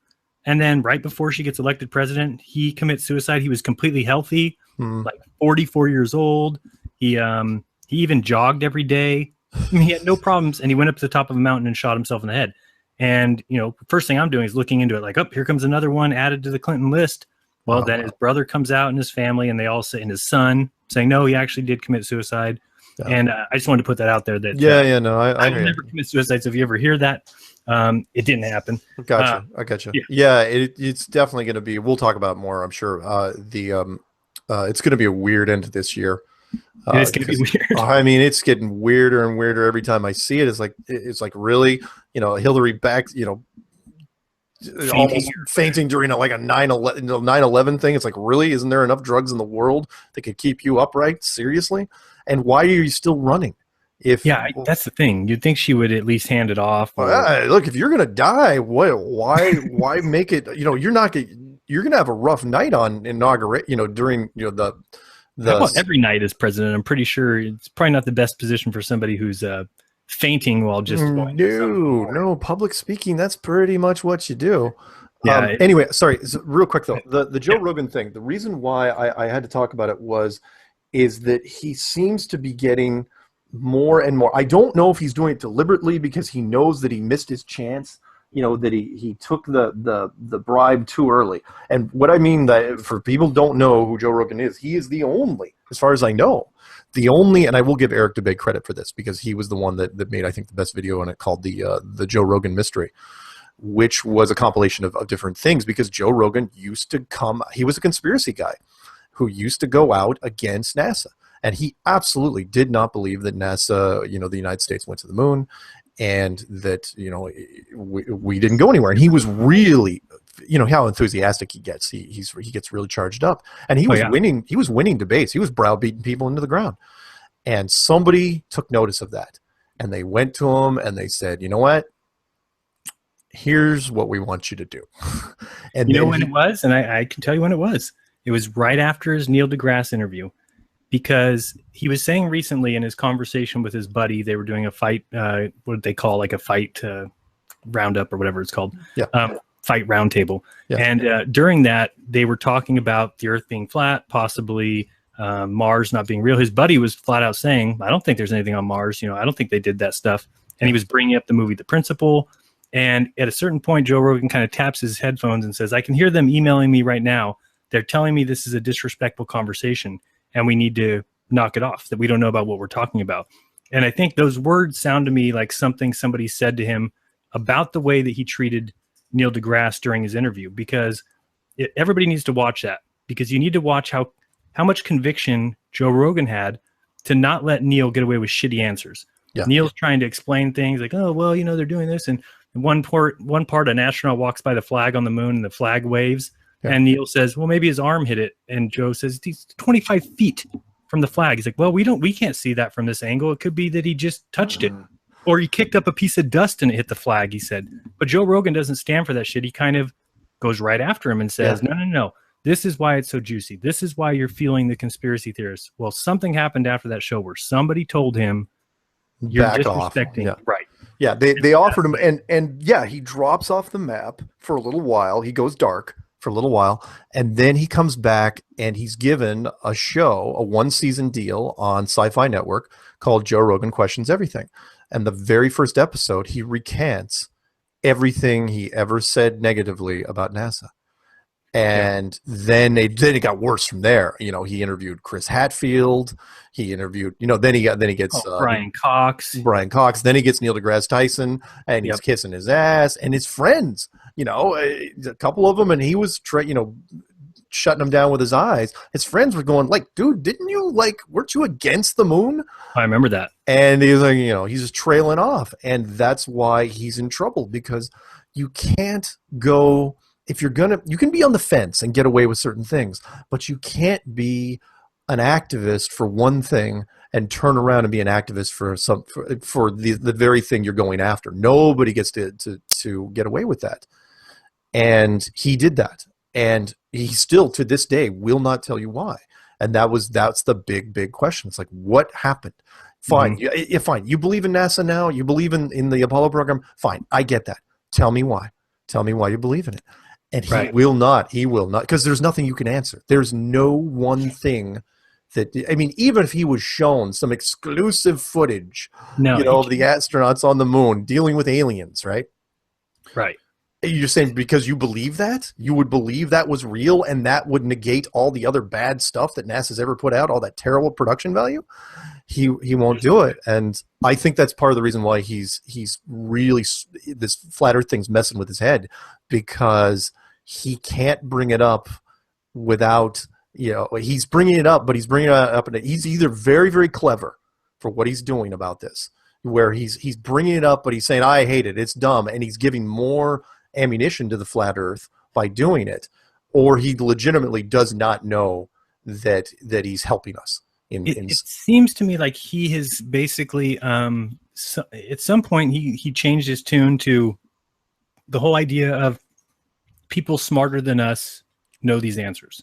Yeah. And that's basically how he addresses all these situations now, as far as astronomy, whether or not we're on Mars. He just goes back and forth with his, and I'll show a little clip of this video where he's talking to his buddy. His buddy is now at this point probably as close as you can get to being a flat earther. He no longer believes in anything space related. He talks about it here, is trying to explain to him about the principle, the movie. No, this isn't Max, is it? No, this is what is his buddy's name? I can't remember his name off. Eddie Bravo. Oh, okay, cool. Because his friend, because they brought it up to, I think he's brought this up to his friend, the fighter, right? Well, no, the pool player. Oh, the pool player. No, one of the best pool players in the world, and a good friend of his named Max Eberle, Eberile, or something like that. You can find it. And Joe Rogan's got several videos with him and Max, and he's brought it up in the show where he's going, who believes in this is Max. And people are going, oh, Max, like Max believes in all sorts of stuff. Right. And it drives him nuts because he can't convince Max otherwise. No, and I think it may be the last time he's going to have Eddie Bravo on his show either, because Eddie Bravo here, and he even tells him towards the end, and maybe I'll get that part, he says to him, Eddie, don't you think you need to make sure you know about this shit before you bring it up on the air? Like, he's pretty pissed at him because this guy's going off about, dude, astronomers don't know anything. They don't know. I'll see if I can pop in real quick and see where we're at. Nice. I don't know. Yeah, go ahead. Try this. Use, and who knows whether it's just a post-fight test, like that could be anything. Yeah, they indicate that be a closet flat earther at this point. Well, I think he is, and I just, anybody who's willing to stand up in that predicament, in that situation, and not give an F that his friend is laughing at him, the other guy's laughing at him, and he's just holding on to his conviction, saying, I don't think it's true. And that's what has gotten away from a lot of people, is their ability to do that, to not care about what others think about you. Because I know, Mark, you had to put yourself into that situation. It's something that I even cared about before you made your videos, and my wife and I were talking, and she was saying, do a video. And I said, I can't. I said, people will eat it up. People will just hate on me so much that it's not worth me doing it. And it wasn't until I saw you make it, and I said, you know what? I'm just going to do it. And if people, I said, I even remember telling Missa that if everyone gives us a hard time and it gets disproved, I'm just going to say that I did it because Mark told me to. Nice. Nice. That's awesome. Well, again, it's too, and you know this as well as anybody. I mean, it's too big not to stand by your convictions. It's so big that it eclipses, no play on words there, it eclipses the other person's ignorance. You know what I mean? You look at them and you're going, hey, you don't have to believe you don't want to. But if you do the research, because we've seen it too many times. I mean, we've got a higher retention rate for flat Earth than just about anything out there. It's 99.9999%. You know, if there was even a 10% drop off, we would catch way more hell. And that's the greatest thing about it, is knowing that every day, you know, there's more flat earthers than there was the day before. Yeah. And that's a great feeling to have. And, you know, I'll admit that when I made my first video, I was probably 50-50. You know, I'd done enough research to know something wasn't right. And I said, by making these videos, one of two things is going to happen. Either A, I'm going to prove that they are lying and that we've been deceived for 50 years or 100, 500 years. Or the second thing was going to happen is I was going to get proven to me that we did live on a ball. And I was willing to accept either one of those. I just wanted to know the truth. Now, as soon as you start making your first couple and you see what people are coming back with, and then, of course, just more and more research, and then it becomes, you know, there's no longer a question in my mind, at least, if the globe model is correct. The globe model is a model. It's a model based on words and mathematics, certainly not anything reality. And, you know, is the Earth flat like the Gleason's map? I don't know. You know, I don't know. But I know that by putting the doubt in people's minds about NASA and allowing them to see that NASA is complete horseshit, from there, then we'll have a whole world of people dying to find out the truth, and then it will come out. You know, so I don't worry a lot about the map. I know a lot of people are real big on the map and what's the flat Earth map and what's the flat Earth. I really don't care, because I'm more interested in outing the people who have been lying to us for 500 years. And then from there, of course, what's the first thing going to be on everybody's mind when you prove NASA's full of shit? Well, where do we live? And then you've got these big corporations and companies with money who can find this stuff out. For now, if people are, you know, and I know Bob and Cami are doing a great job on their map. I'm not really involved in that so much, just because they got it. And I just feel like the map, even if we did get the map, well, somebody's just going to have problems with that anyway. So it's, I'm more about someone's going to tear down the map no matter what. Right. But I mean, how many times have we seen, this is the part that I love so much. And because, you know, I've been dealing with this since last year, and you saw this, where some of the bigger debunker guys, which is weird because a lot of these guys were conspiracy guys. They weren't even debunking websites. They were guys that were conspiracy guys that decided they were going to debunk flat Earth. Right. You know, so it's like, okay, I believe in everything else, but I don't believe in flat Earth. And they would make videos, you know, and you know how many times we see it, you know, case closed, RIP, game over, you know, debunked forever, you know, go home, all this stuff. And it's like didn't do anything. It did nothing. In fact, all it did, and I encourage debunkers, the ones that still remain out there. And heck, even what was it, True Theory 3? That he came back out and made another one. Did he really? I didn't know that. I gotta hear that. Just came out like yesterday, or the day before, and made another flat Earth video. You know, anti-flat Earth video. It's like, look, all you're doing is you're shooting wooden arrows into a bonfire. You think you're doing something, but you're just making the bonfire bigger. That's all you're doing. That's what I'm saying about these conversations I'm having with globe believers, is they think that they are making strides to get rid of flat Earth, but what they're really doing is showing the cognitive dissonance that they have, and they're showing that when you question them on these things, and how do you know the distance of the sun? Oh, well, we measured it when there was, there was Venus had the cult to the sun. You know, you're like, okay, so then from there, when did this take place? Oh, 1700s. Okay, so didn't two people have to be on different sides of the Earth? Yes. Okay, so that's a 6-month journey, number one. Yeah. Number two, you have somebody, they have to have the exact time, which, how are we keeping time at that time? How are we keeping, we don't have the tools to do what everybody's saying that they did.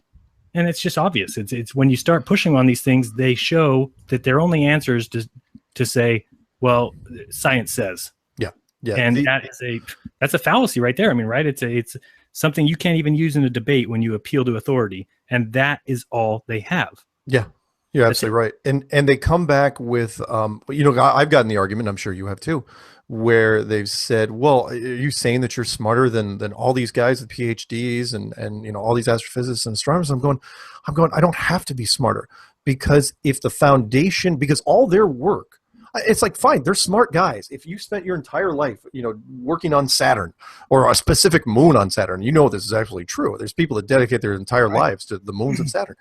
If everything that all your work was based off of somebody else's work, who was based off of somebody else's work, but eventually you work backwards and backwards until you get to the foundation. If the foundation is bad, then everything else is tainted. Right. Everything else becomes worthless. And it's like, look, I'm not picking on. I feel bad for the astrophysicists. There was a pastor, I think I mentioned in this email guy, Kizzle, Dr. Jason something. He's a pastor that's also got a PhD in astrophysics. How that works out, I have no idea. I tell you, there's a weird dichotomy right there. And it's like, look, if you're an astrophysicist, you're in real trouble, because you don't have, once this, how this comes out, everything you've done, are you saying that all his schooling was for nothing? I'm going, unfortunately, yes. All your schooling, I was not kidding when I said in the clues, I said, if Flat Earth is announced in the New York Times tomorrow, I know I'm dating myself by mentioning a newspaper. if it's announced tomorrow, every astrophysics department and every astronomy department in every university, everywhere, they don't go to work the next day, because it's not there. Now, we're not talking about a lot of people. We're only talking about thousands, not millions. But those people are gone. I mean, that shuts down. That means anyone who is an astrophysicist or has their, again, you got to feel bad for any. Does that tell you, though, and this is something my wife and I have discussed, and we have differing opinions on it. Mm-hmm. Doesn't that tell you, though, that maybe it, I don't want to say it isn't possible that it comes out, but that they will do everything possible, including your worst imaginable thing, before they let it come out? And I say that because when you're talking about an organization like NASA that has all of its subsidiaries, it's got its place in Alabama, it's got JPL, it's got all these different offshoots. And to me, it just seems like it isn't possible for it to be admitted that it's all been faked. I mean, You're right. You're absolutely right. There's only one way. If you want to make it to where it doesn't turn ugly, and I mean ugly, to where, people aren't storming the gates of NASA, there's only one thing you can do. And that is you defer the blame to someone else. It's the oldest trick in the book. Well, not the oldest trick. And you know who they're going to blame? Well, take your pick. Probably extraterrestrials. Exactly. Yeah. You're going to say they were under duress, and everyone would buy it. Right. Everyone would buy it. It's like, look, or whoever they are. It's like, these guys told us not to tell you, and it's like, oh, okay. I mean, heck, I'd forgive them, because I don't have a leg to stand on at that point. It's like, oh, what would I do? I was actually telling my wife that too. I said, we should make a statement, and as much as I'm against NASA and everything else, but I almost feel like it would be beneficial to say something to the effect of, all things will be forgiven. Nobody needs to be arrested. Nobody needs to go to jail over it. It's just admit the truth and let's move forward. Like, there you go. And that's in all honesty. I don't care. I don't care about putting anybody behind bars. I'm sure whoever did this was told by somebody else to do it. I don't think Buzz Aldrin's idea was, hey, I want to fake a moon landing. I'm, fairly positive that whoever was in charge at that time is probably dead. Yeah. So it just seems like, and they're not going to believe us anyway. But you know what I'm saying? It's like, You're absolutely right. I mean, it's a pass. It's a free pass. It stops the greatest class action lawsuit in the history of our civilization.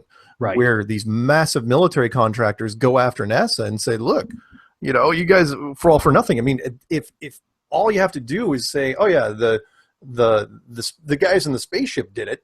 You know, they were the ones that put us under duress. Then whoever the president is, I don't want to get into that right this second.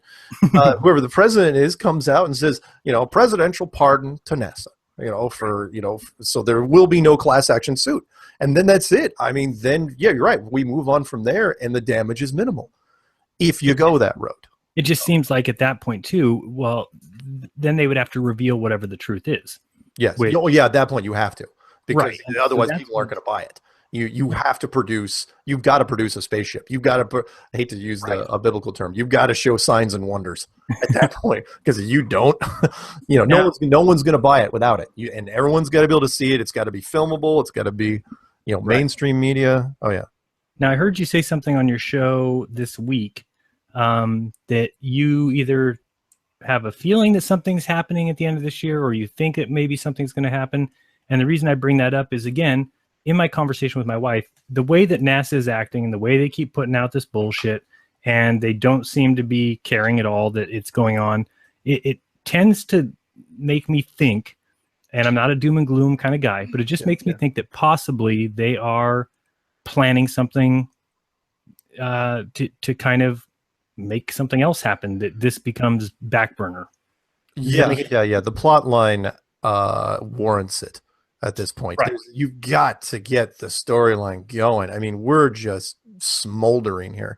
We've been smoldering all year long, and we've been waiting. Yeah, of course, there've been a couple little events here and there, but you couldn't ask for a more perfect timing if you're gonna do this. I mean, we all know this. I mean, Americans especially. We watch. I don't know if you're like me.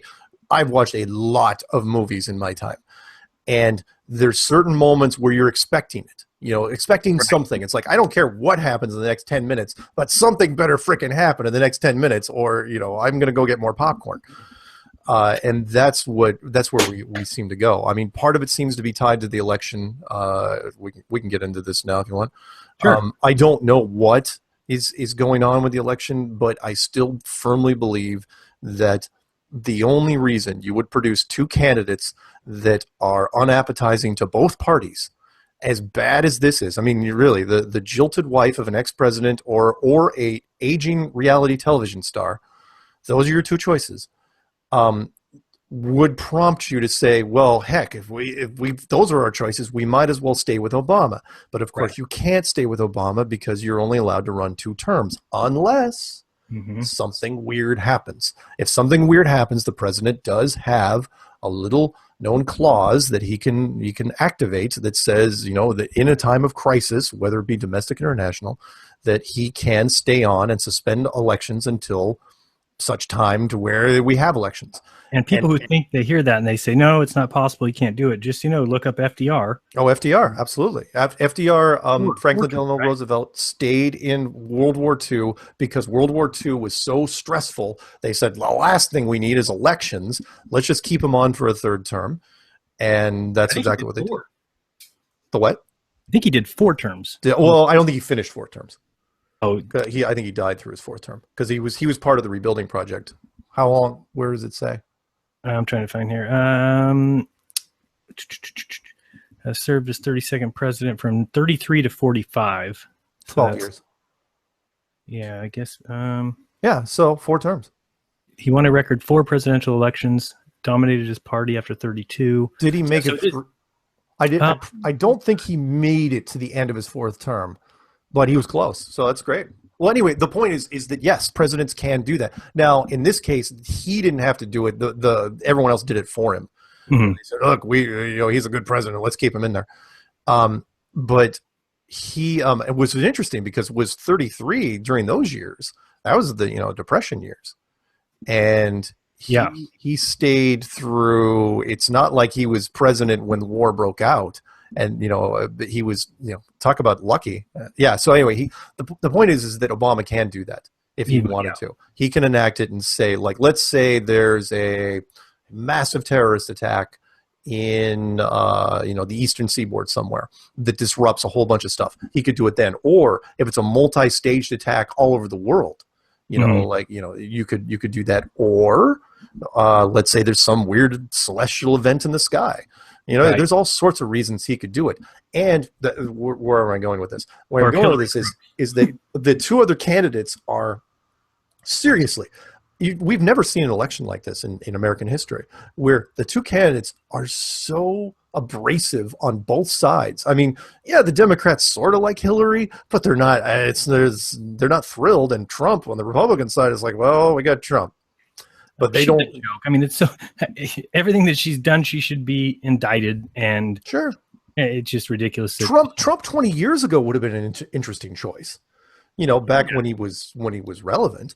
I just think if you know the system that we're under, it obviously isn't somebody that they can control. So, and if he did get into office, then I would change my mind about that and say, oh, now he is somebody who they can exactly someone they can control.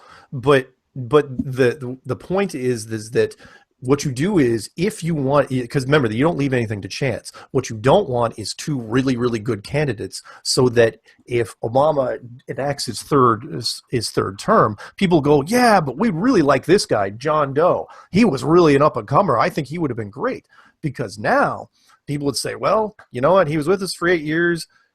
He's still probably better than these two clowns. So they won't be upset with it. They will have no one will object. And say, well, we shouldn't keep Obama because we think Trump would be a better president or Hillary would be a better president. No one's going to say that. And that's the narrative that they're playing, is that, Trump's the racist, Clinton should be in jail. Or dying. And one of those two. Playing that, and I still think they'll have something else come out. Yeah. Now they're saying that to piss off the Republicans, now Trump came out and said Obama was born in the United States. So that whole thing. Yeah, even though there was Trump. There's some irony for 6 years. Yeah. Oh, yeah. There's some irony there, because I think the only reason Trump was allowed to get this far was because of the birther thing. I think that he came in and said, he was pushing it really hard. People don't forget that the whole birth certificate thing, Trump was the big champion behind that. And I think they went to him. The what? The tweets he made. I mean, he's absolutely. Absolutely. He went to him. I think they went to him and they said, okay, here's what we're going to do. How would you like to be the front runner for the Republican Party in the next election? And then they say the same thing that they kind of told Joe Rogan. It's like, look, we'll give you one season of the Sci-Fi Network. After that, you've got to get your own ratings. I think they said the same thing to Trump, which was, look, we're going to make you the front runner, but you've still got to win the freaking election, and we're not going to guarantee that you're going to win the election. We're just going to get you, that close. But you got to drop the whole birther thing right now. And the loose end with the whole record keeper, yeah, we'll take care of that. Don't worry. And that's what happened. And now, and because why? I mean, you've only got 2 months left in Obama's presidency, supposedly. And now you're going to make Trump, say publicly that, oh, yeah, by the way, he was born in the United States. I was totally wrong. Yeah, I mean, and it would piss off any Republican that likes Trump is going to be like, well, yeah, we like him, and he hates Obama, and we hate Obama, and Obama wasn't born here. And for him to say that, now you've just turned everybody that's a Republican against him by saying, oh, boy, now you're selling out. Yeah. Now you're just saying things. Yep. And they're dismantling, they're sabotaging both of the candidates and making them look both terrible. Yep. And then how about for them not to have a debate? Have you ever even... How is that happening? You're absolutely right. Yeah, why? It's so ridiculous. It's the middle of September. It shouldn't be allowed. Well, we haven't had a debate. The first one's what, on Thursday? I thought they declined it. It wouldn't surprise me. How are we getting to we should have had head-to-head competition at this point. Again, not that I believe in the political system. Shouldn't be allowed. The what? I said I think they both declined it. But maybe I'm wrong. So let me. I've heard that there was actually one that was going to happen on Thursday, but I heard it's going to be different. That it's not going to be what you think. They're not going to be even allowed to interrupt each other. They're just going to sit up there and make statements. They're going to, one person's going to read a statement, the other person's going to read a statement, or do whatever. But no one's going to be like interjecting. I'm going, why? Why wouldn't anyone be? I mean, isn't that what Trump does? Isn't that what he's known to do? You're right. I take it back. I'm wrong. Is it Thursday? Let me see here. Monday, September 26th, 9 to 10:30 Eastern, without commercial breaks. Who's moderating? It's not until the 26th? That's yeah, unless I'm reading this wrong. That's a week from Business Insider. Now? No, Monday. So a week from Monday, week from tomorrow. Week from tomorrow. Yeah. Again, it's not that it matters anyway, because okay, so if you want the timeline, if you want me to make any, so I hate making predictions, but yeah, we've got it's this 6-week window to do something weird. That's between now and when the election comes up, because we're really talking about 6 weeks. Because then we got October, we got the rest of this month, we got October, and then the beginning of November is the election. You've got to do it before then. You can't, whatever is going to happen, you've got to make your move. And it's either that or the unthinkable happens, which is one of those two candidates actually becomes president. Both are completely groundbreaking. One wasn't even a politician, and the other one is a president's wife. Yeah. We're in such uncharted territory with either of those options. And all you need to do is read the Kenneth Starr report to see the kind of activity that was going on at the White House during that time anyway. That even a thought of, and now we'll just bring his wife in. I mean, it makes no sense. Yeah. Yeah. I guess they say there's going to be the debate, and I guess there'll be 6 topics, 15 minutes each, and then they'll fill up the rest of each candidate will have 2 minutes to respond, and then the moderator will give them follow-up questions. So you're right, it won't be like between each other. Well, that's just it though. When, why? It's like, yeah, fine, you can lay down those rules. Nobody's ever stuck to those rules before, but the way they are framing it, it's like that's absolutely what they're going to do. Apparently that Hillary has really no chance in debating against Trump because Trump's just he would kill her. He would just destroy her, because he's just an abrasive guy, and he would just overrun her, or it could be a male female thing. I don't know exactly.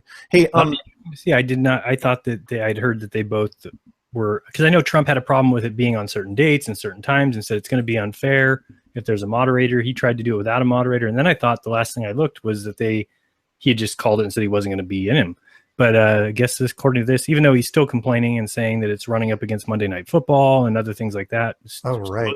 Hey, by the way, have you seen any stats on this lately? I mean, I haven't seen, by this time, every news organization, every mainstream media organization knows how to take polls, right?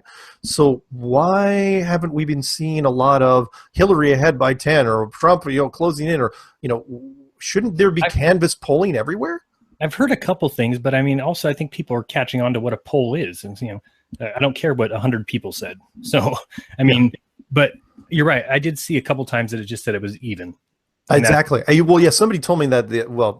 I had a family member say that. Oh, because my family's staunch Republicans, even though I've never voted in my life, and they said. Oh, Trump's down by like 10 points. He's, and I said, you wait. I go, if we get to the night before the election, it will be dead even, and no one will be able to call it. I mean, sure, there'll be people that are calling it, but no one will be able to, say one way or the other, because that's how the system works. And that could be another thing, is that we go through the election, everybody votes, and then they find some sort of corruption, and then Obama has to step in and say, nope, hold on. If you want to delay it, sure. Right. Or, and I've thought of a bunch of different options down these lines too. Like, let's say, whether real or not, Hillary's health gets to the point and then she dies. Well, if she dies right after the election, the VP becomes president, the guy that nobody knows. Even I've forgotten his name already. So you can't let her actually get elected if something's going to happen to her. You could do a weird event during the debate where, you have some sort of weird violent act where both of them are taken out. Then you'd have a problem. Even though it would be a fairly domestic problem, you don't have enough time to bring in other candidates, and then Obama can step in and do that, even if it was something as simple as that. Mm-hmm. I don't know, man. Anyway, But no, get back to just real quick. Is there something by the end of the year that you've heard, or I remember you saying something about the last Christmas was 2000. Oh, that wasn't me though. That was somebody who wrote in. Somebody wrote in. Oh, thank you for listening to that, by the way. The Queen wrote. The Queen. I think the Pope and the Queen have both. Have both hinted that last year was going to be the last holidays, the last Christmas, and I thought, wow, I go, and I don't. And you can look this up online. There's videos, there's YouTube videos dedicated to this. You can type in "Queen says last Christmas 2015," something like that. Yeah, I tried looking for it. Well, I saw people, people making videos about it, but I could never find The original quote. either one of them making the statement. But I didn't look for longer than 10 minutes. Yeah, it's hard to say. Ask you. It was very, very interesting, and it wouldn't surprise me. I mean, it goes along with some of the other stuff we've already heard. Like this is the last pope, if you believe in the whole line of popes prophecy, that Right. this is the last pope. Queen saying, well, it's last Christmas, it could be a shot to the peasants. You don't know. It's like, enjoy your Christmas because it'll be the last one. You don't. It's wouldn't surprise me, though. Again, it's an election year. We've already done, we already know that things happen on election years. 8 years ago was when the Shemitah year. The what? They call it the Shemitah. Right. That. Dollar Vigilante and a couple other people are saying things about it's the 7-year cycle or 8-year cycle, whatever. There you go. I mean, it's got all the earmarks for it. I know that. I mean, I'm not going to go so far on a ledge and say that you've got to make your, whatever the event is going to be, it's got to be big. And I don't think it can even be domestic, to be quite honest. You've got to make it bigger than 9/11. Because 9/11, we've seen it. I hate to say it, but it's old hat now. We've relived that thing so many times that it's got to be something Basically, I'm saying another 9/11 event isn't going to jar that many people by comparison. So yeah, if it was me, I would say I would go for some sort of celestial event, something, because the social network. The big thing here, the big difference between now and 9/11, could have been a practice run, and this, the internet was up in 9/11, but we didn't have nearly the connectivity that we do now. Social media has basically peaked. I don't think it's going to get any better. It's not going to get any faster, that's for sure. Everyone's got their phones. We can basically broadcast a story, steal a line from JFK when Donald Sutherland was doing that whole deep throat thing. You got to get the story out quickly, and you got to make sure everyone gets the same story. And that's what social media has done. We can basically tell the same story to everybody over all countries in, less than an hour? Less than 30 minutes if people are paying attention. And they'll believe it. I mean, they'll believe it. Why wouldn't they believe it? It's on their phone. They're just going to look down. They're going to go, And what an ability that is once you have that ability, because, I mean, it's just like I was having the debate with the guy the other night, and I brought up the movie Vaxxed and was talking about that, and immediately he said, no, the guy who made that movie has been discredited. And I'm like, no shit. Yeah. Like, you think that because Merck, the company that made the vaccine, is never going to just go away. It's not like they're going to say, oh, you caught us. We did actually try and screw with your kids, so now we're going to leave. No, they have enough money where it's easy to just discredit the author of the movie. I mean, so, and that's how easy it is, because once you put out that article in every news media source that there is, well, that's what the world believes. You're absolutely right. There's a line from, and you don't mean movie quotes. There's a line from Vanilla Sky where where Tom Cruise said 9 out of every 10 problems in this world are tied to money. People forget that even the cigarettes, even out, the whole warning level, the lawsuit against the cigarette companies wasn't brought on by the people. It was brought on by the health insurance companies that were losing their freaking shirts from all the people that were dying of lung cancer. They were the ones that stepped forward and says, okay, I think all those earlier studies about cigarettes being good for you, I don't think those are really good. Let's redo those. And it became a war between the tobacco industry and big insurance. And those were two very, very heavy hitters. And in big insurance won, but it was limited. That would have never happened if it wasn't for big insurance. That we would still, we'd still be having cartoons and selling, trying to market cigarettes to kids, up front. And that's where we are with a lot of this stuff. What was the topic we were talking about before I got off on my tangent? We're talking about discrediting. Crap. What were we talking about? I went off in a corner and I forgot where I was. Well, we're talking about the election. Money. Yeah, basically, it's. Vaccinations. That was what I wanted to bring into. I got to take a shot at vaccinations. I did this on my channel on marksargent.com, but I want to give you a little hit of it, which is the reason why vaccination, this whole issue, is not going to go away anytime soon, or you're not going to see any class action lawsuits, is because there is no health insurance company on the people's side. So because when if you have a child and they have, the whole autism thing happens, the health insurance companies, you're basically on your own. There's some insurance companies, they'll be able to help you out, but for the most part, it's, you have to deal with it. And there's no big player to go after it. So it's big pharma versus who? The average person on the street? Yeah, good luck. Yeah, big pharma is going to stomp you into the ground, and big pharma is not dumb either. They know the whole vaccination thing. If anyone doesn't know what the hell we're talking about, I can boil down the vaccination thing for you really, really easy. And that is because I'm older. When I grew up, there were very few vaccinations. So the complications between, let's say there were 6 vaccinations, right? Between vaccinations 1 through 6 and all the different blood types, because there's 8 blood types in our civilization, you can figure those out. You can figure out the side effects fairly easy. But now, if you have 30 vaccinations, you have to go all the combinations 1 through 30 and all the blood types. Well, let's say I'll just call it Vax 2 and Vax 15 have a complication. If they're mixed in a young male, we're not even getting into whether you're black or white or any of the other stuff. If there's a complication there, and you figure it out later after you've had this drug go to market, you can never tell anybody, because the second you admit that, your company's done. That's it. There will be a massive lawsuit, and your company will go under. And so the rule of thumb is, it's the attorney rule. What that is, until you are proven guilty, you lie and you lie and you lie until they've got you cornered. That's any attorney will tell you this. They say, do not admit guilt unless you absolutely have to.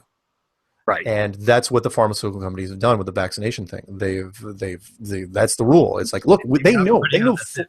I'm sorry, go ahead. I said they pay everybody out. That's it. Yeah, well, but now they're not. Who are you going to pay out? There's no class action suit against it. And people say, well, Vax doesn't exist. I'm going, really? Type in vaccinations, 2 words into YouTube, vaccinations and autism, and then see if you can get through 30 minutes of parents freaking out on videos, because they are not shy about it.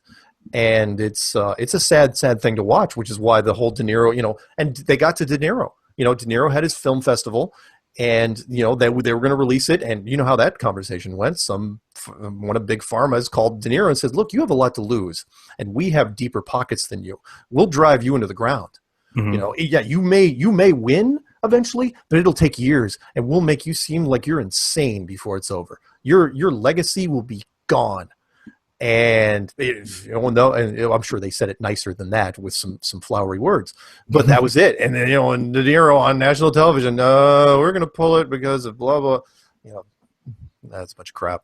I felt bad, but at the same time, he did. He had a lot to lose too, because and this is it's something that is personal to me, but my son, when he was a couple months old and had his immunizations, a day or two after had 3 seizures. And at the time, I didn't know anything about vaccines having anything to do with it. And so he's now 16. But he's always had a bit of a learning disability, if you will. Yikes. And, so recently when I started hearing about this, I said, well, let me see if there's anything that we can do. Well, of course, there's a 3-year statute of limitations. Yeah. So, there's even, ropes of you getting any kind of return on that. But so it hit me personally. And again, I still say to everybody, you need to do your own research. Don't ever listen to anybody else telling you what to do with your kids. But, look into it. And I'm not somebody who says, oh, we shouldn't have any vaccines either, because some of them maybe have been helped prevent. Oh, sure. But I'm the same way. It's like, it's not that I don't think that any vaccinations are good for you. I'm just saying that parents should have the option of picking and choosing their combinations, because eventually if you give them that option, they're going to weed out, through the grapevine, through the rumor mill, they will find out which ones. It's like, dude, 22 and 29, do not combine those ever. And and you shouldn't have the company that makes the vaccine being the one who tests it and has to submit the report. They say, okay, we tested it and everything's fine, nothing happens to your kids, and it gets passed through, and then down the road somebody finds out that maybe there was a connection. And, that's terrible. It's not the way, but that's what happens when you run this kind of a capitalistic enterprise where everybody's out to make every dollar they can. Believe me, it doesn't matter. And I worked for a company like that. I worked for CVS I could tell that when we were selling medication with PSE in it, that we weren't properly screening the people who were buying it. And if anybody knows about that, that's how you make meth, is by using PSE. And we weren't doing a good job. Well, CVS didn't care. Well, eventually we got in trouble with the state of California, and they were fined $75 million. And CVS just paid it and went about their business. Yeah. Whereas if I run an online bookstore, if I sold a rock of meth, a little tiny one, to a neighbor, I'm done for my life. Yeah. My business is gone. I'm in jail. My career's over. Everything I've ever done is gone. Yeah. But when you're a company like CVS, you don't even care. They probably contributed to the making of tons of meth, and they just pay the $75 million fine and go out about their business. That's the kind of place we live in. There's, it's just terrible, because they should be held responsible for that. They knew what they were doing was wrong, and they didn't stop. They just waited until they got in trouble, and that's just the way everything's run. You've seen it with Enron and these people. Who's the one? Yeah, Enron, right? Oh yeah, Enron. Yeah, who had the oil spill though recently? Oh, BP.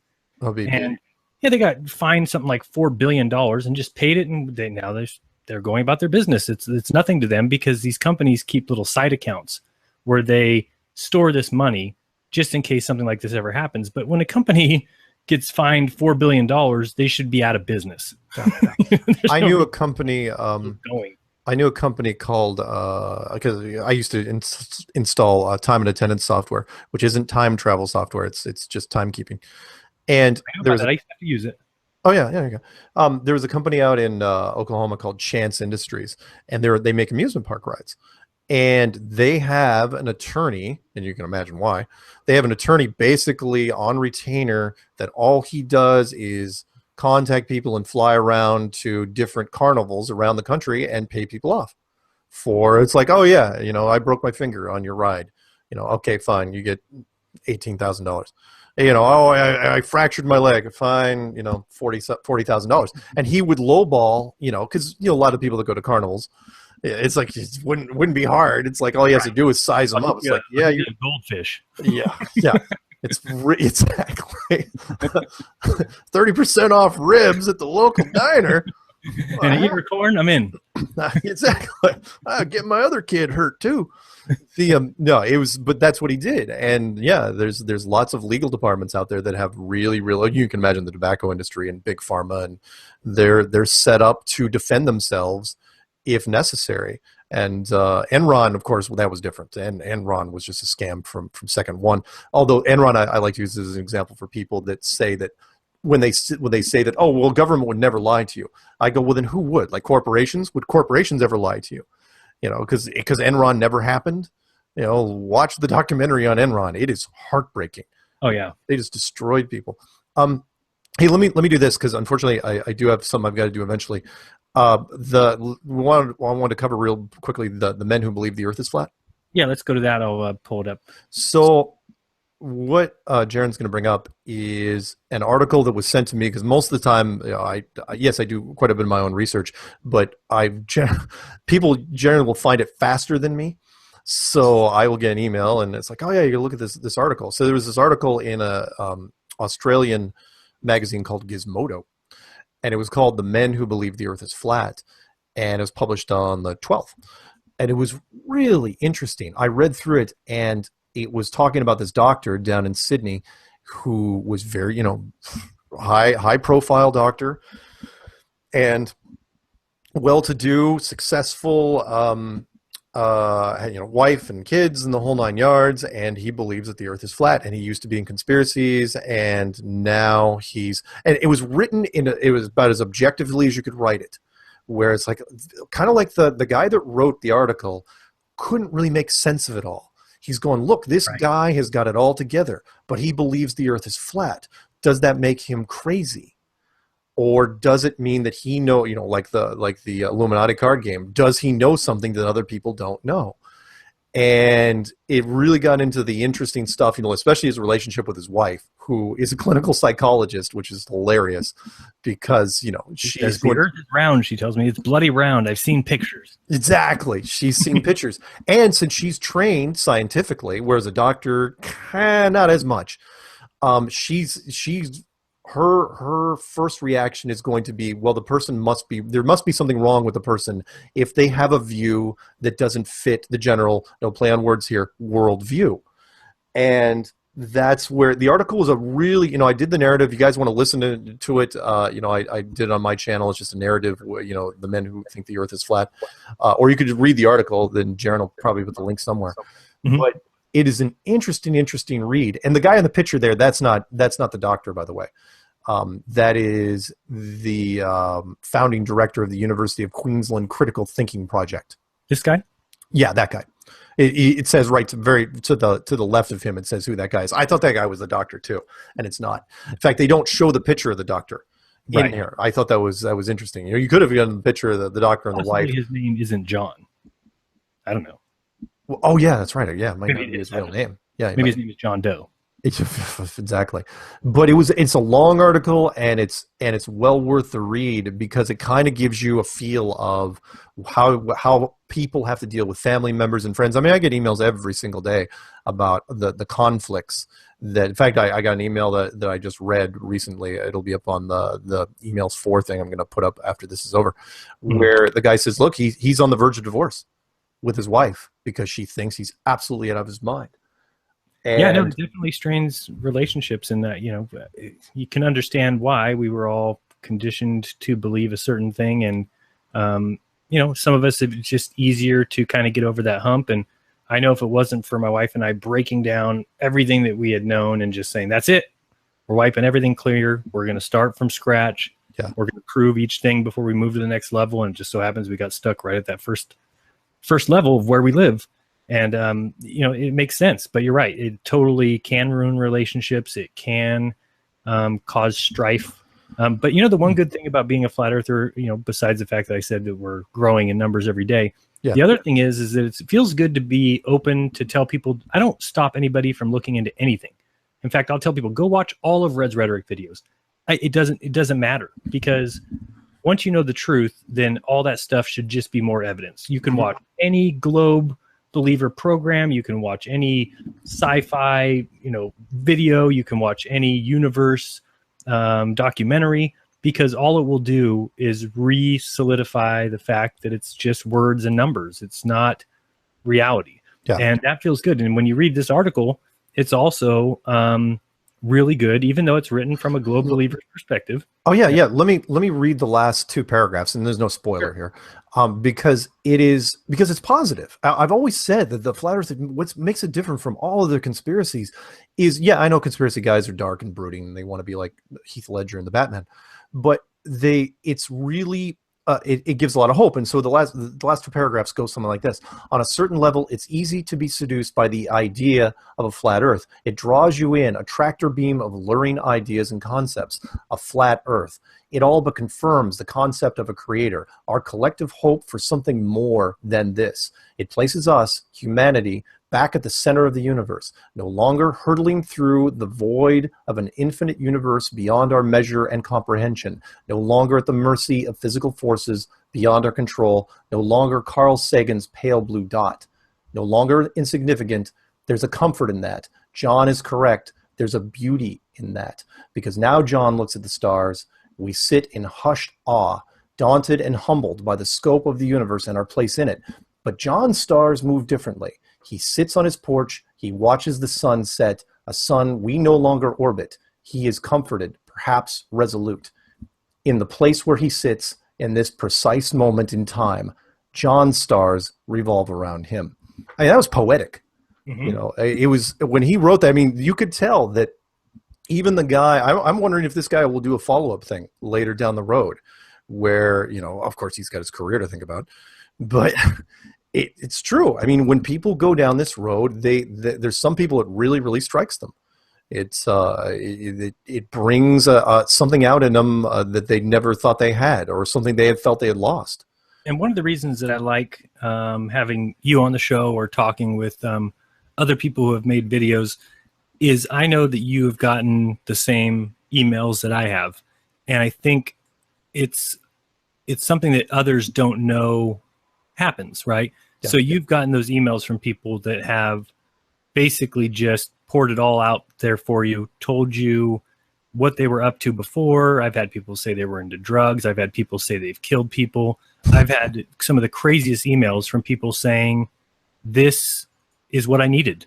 This is what has, for the first time in my life has settled with me. This is something that feels right, that has answered all my questions. And, I know a lot of people don't get to see those. And a lot of these people who email them don't want me saying their name or even saying what they're saying. Sure. But at the same time, I know that you've gotten those emails, and it totally changes your perspective. As much hate as I get, I can see 50 comments that are hateful. The one person who says, I was an atheist, I believed what science was telling me, I figured there's no way there can be a God because look at this universe and look how big it is and look at how far the sun is, and it doesn't make any sense. But because you guys have brought this up, it's allowed me to come back home, come back to understand. We may not know who God is, we may not know what his plans are, but at least we know that what we were being taught that took us away from that idea isn't necessarily the truth. It's just a lot of words and numbers. Yeah. So I know that's you've had to have some emails like that. Oh yeah, definitely. In fact, what's weird is, as you know, I really try to avoid the comment sections because it turns into the saying that I still will use, and again, it's a T-shirt, and that is, I used to believe that if you can't say something nice, don't say anything at all. Now I would like to revise that, and that is, if you can't say something nice, you're probably on the YouTube forums. That's what it is. It's you want to see the bottom barrel of scum. Oh my God, people just look through any of my videos and you'll see them thrash each other. But I will say this: 99% of the emails I get, and the same percentage on phone calls, are all positive. It could be just as simple as, oh yeah, I liked your work, thank you very much, to 2 pages of how flat Earth, not necessarily me, but how flat Earth has brought them back to some center. Not necessarily any one religion, but definitely spirituality, to where now they think, you know what, they'll go along with what my little mantra, which is, I cannot do anything malicious to anyone ever again. I can't do it. I totally get it, because I'm following the astronauts thing on this one, where the astronauts, wouldn't lie on the Bible. I get that now. It's like, oh yeah, you don't you dare. Not now. I'm the same way. I just, and it was, I don't know if it was flat Earth because it was kind of right before that, but it really does make more sense now all of a sudden that, I couldn't hurt anybody. I couldn't steal from anybody. Yeah. And, I had a guy yesterday write me this big long thing saying, you're doing this for money. And now that you've learned how to make videos, why don't you go make videos because I told him, hey, I could be making videos doing something else and getting more views and more money according to you.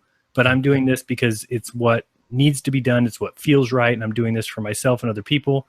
And he said, you're full of it. Why don't you just go off and make videos about, some other subject? And cereal box eating. Yeah. Right. Exactly. And what I said to him was, I said, that's the difference between the kind of person you are and the kind of person I am, is that you're thinking, why don't you go make more money? Why don't you take what you've learned and go do something else? Where I'm saying, this is not the reason I'm doing it. Is not for money.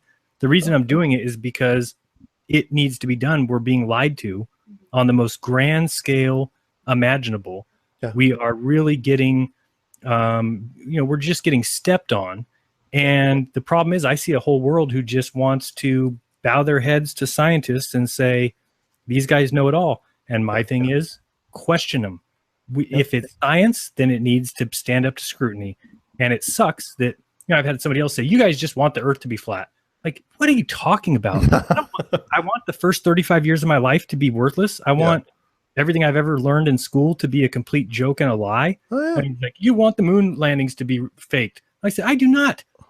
You think I want my country to be the ones that were responsible for lying to the world about going to the freaking moon? Oh, that's not a cool thing. But it's just unfortunate that it's the truth. And so what am I supposed to do? Be like everyone else and just say, oh, well, I'm not going to pay attention to that. I'm just going to go through my life. And no, forget that. That's ridiculous. We have a right to know where we freaking live. Yeah. We all pitched in $1 for NASA to go up there and take a look, and they're supposed to come back and say what it is, and we're all okay. But you're not supposed to go up there and lie to the entire world. It's a joke. And these people thinking that we have all these other reasons for doing it, or even Joe came out and said that in that last thing. He's going, that was one of the reasons I made that video where I was like, he was saying that he was so desperate. He's like, look, they don't even believe it. The leaders of Flat Earth, the people that make the most videos, they don't even believe it themselves. They're just doing it for the money. I'm just going, where did you come up with that? It's like, really? Because if it's about the money, like you said, there are way more things on YouTube. Especially now that I've learned how to make videos. Yeah. I mean, I know that I could go make videos on any subject that I wanted to. Sure. And many more subjects that would not give me the hate, the bad mark on your name, all the things that Flat Earth bring with it, and that's the truth. But I mean, for them to say, oh, these guys are doing it for the money, it's like crazy. There's somebody who said one time that my wife and I faked the 4 Mile experiment. And I was like, yeah, that's it. That's my brilliant idea. I'm going to fake a 4 Mile experiment, say the earth is flat. Like nobody will ever catch on to that one. Yeah. Or if I was gonna do that, why did I make all my videos Creative Commons license? Right. Why did I not care when a couple of those guys, the one guy's got like 1.8 million on the Clues mashup and the other guy's got 1.5 million on the Clues mashup. It's like, I don't care. I go, good for them. It gets the word out. I get more emails and phone calls from those 2 videos alone than I do from my original Clues. And that's what I tell people too. Share my stuff, whatever, repost it. Sure. I don't care. I want the truth out there. Yeah. That's it. But then again, people who will say, well, your videos are monetized. It's like, yeah, because YouTube says, hey, we'll give you money, and all you got to do is click this button, and all your viewers need to do is wait 5 seconds. It's like, okay, I'm going to try that because why would I not? I wasn't, I didn't monetize for the first 15 months. That's a long time in YouTube years. Right. And I only did it because YouTube emailed me directly. And they said, are you sure you don't want to monetize?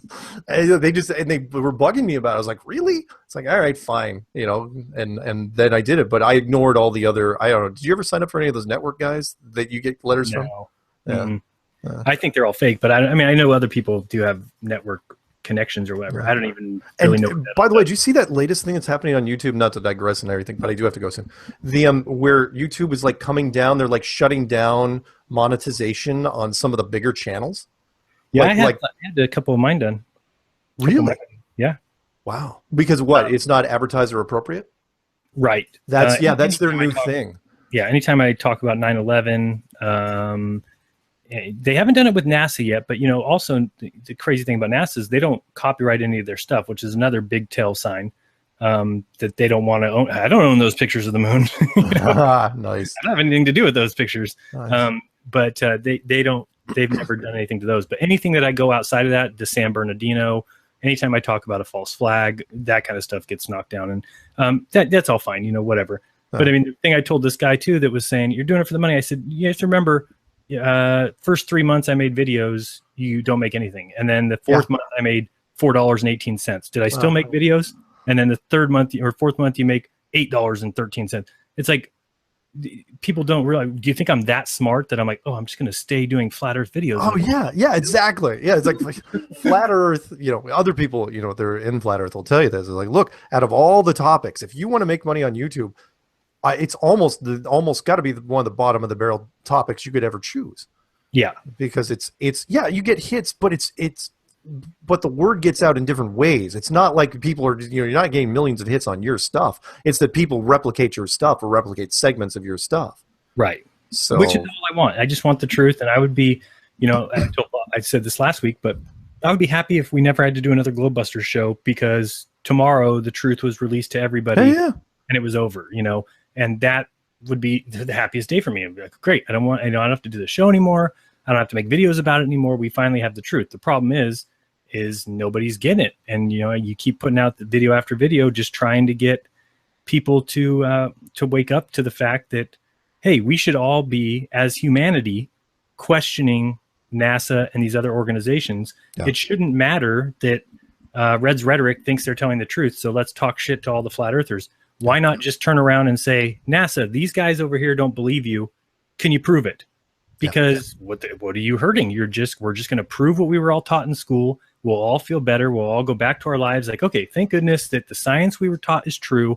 Astronomy is true. We live in the vast emptiness of space. We're spinning ball in nothingness that's bent by matter, whatever. And if that's the case, then we should all feel fine that we proved it, but that's not what's happening. What's happening is we're getting called names. Nobody's bringing any facts. I've yet to see somebody come forward with here's me measuring the Earth has curvature. Yeah. You know, Or find me the one I would use, which is kind of the reverse of what we've done so far. Throw in a scientist is show me an object from across a body of water, within reason, of course, let's say under 100 miles that we can't see. Show me something that should be on the other side of the hill that you can't see no matter what optics. Rob Ski did that with a professor where he said that, oh yeah, I think it was down in California, where he's going, yeah, should I be able to see this point from this point? And the professor says, no, you shouldn't. And Rob says, I can. Right. And show me that where that ever happens. And that right there should, be indicative of something where it's like, look, if you can't find like the lighthouse, for example, show me a lighthouse 80 miles away that I can't see, no matter what camera I use, no matter what telescopic lens I use, show me something that I can't see. And that's not there. And and they'll just bring in refraction. Well, you can see it because of refraction. And that's where I feel like people who are on the fence or anybody who's looking into this will see those things and go, hold on a second. Now, why does Globe get to use all of these terms? I mean, they get to whatever they need. If it's refraction, if it's reflection, if it's invertence, if it's you name it, they will employ anything. And because they are science, they are the scientists, we're all just supposed to go, oh, my bad. But that opens everybody up for deception. And that's the whole problem, is that people have a right not to be lied to. I think there's even a law. It's called the right to know. That, yeah. It is the right to know. There was a Norman Rockwell painting literally called that, a right to know. I've actually employed that twice in blocking copyright strikes, which were from people who made documentaries like Smarter Every Day, that guy Destin. Yep. Made a documentary about the space station, and I put him in my video, and he tried to claim copyright, and I went back at him and said, absolutely not. It is the public's right to know. If I'm changing your content, you put it out there as the space station is real. I'm taking your content and saying the space station is fake. That is fair use, and it even goes beyond fair use. It goes into the public's right to know. Yeah. You made a video where you're stating something is the truth, and I have every right to take that information and show people that it's not true, that you misinterpreted your results. Because otherwise, people could just make videos about falsities and just put them out all over the internet, and nobody could retract them. It's true. Because you'd be like, oh, I can't talk about that because it's copyright. No, bullshit. You can talk about it as long as you're saying you can't use his video and say, I'm going to make money off Destin's video. No, I'm showing people and saying, look, this is the conclusion he came to. I'm coming to the conclusion that this is an astronaut that should not be saying he doesn't know the procedure for if there's a leak on the station. The guy's been up there for a year. And these are the kind of things that people need to realize, is there's so much information in every single ISS film and every single documentary about the universe. There is so much information that you should take. And have you seen The Principal, Mark? Oh, yeah, I have. Yeah. And I mean, that's something I keep recommending to people because, again, I'm not afraid that people are going to, oh, it's a geocentrism movie. That means the Earth is a ball. Go ahead and watch it. It doesn't mean the Earth's a ball. But all their other observations are telling you that what science has done to, or what scientists have done to science or scientism is simply every time, and it makes sense to me, every time that they had an option, they had to push it in any direction that means that there cannot possibly be a creator. So if you've got a choice, well, we're either the center of the universe or we got to make something up. They have to make something up. How can science possibly say we are the center of the universe? Immediately, they have put themselves in a position where they can't answer the reason why. It has to be deferred to a creator.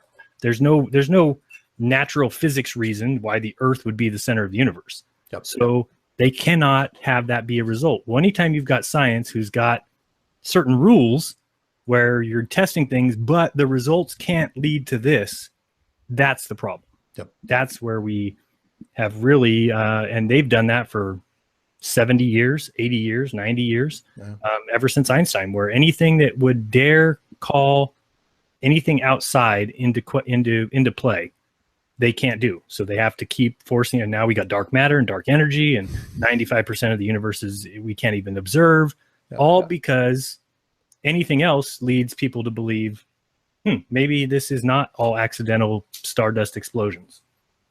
Yep, agreed. Hey, man, I hate to do this to you, but go. I got to run.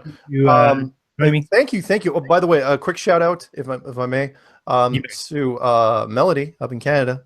I hope you're listening.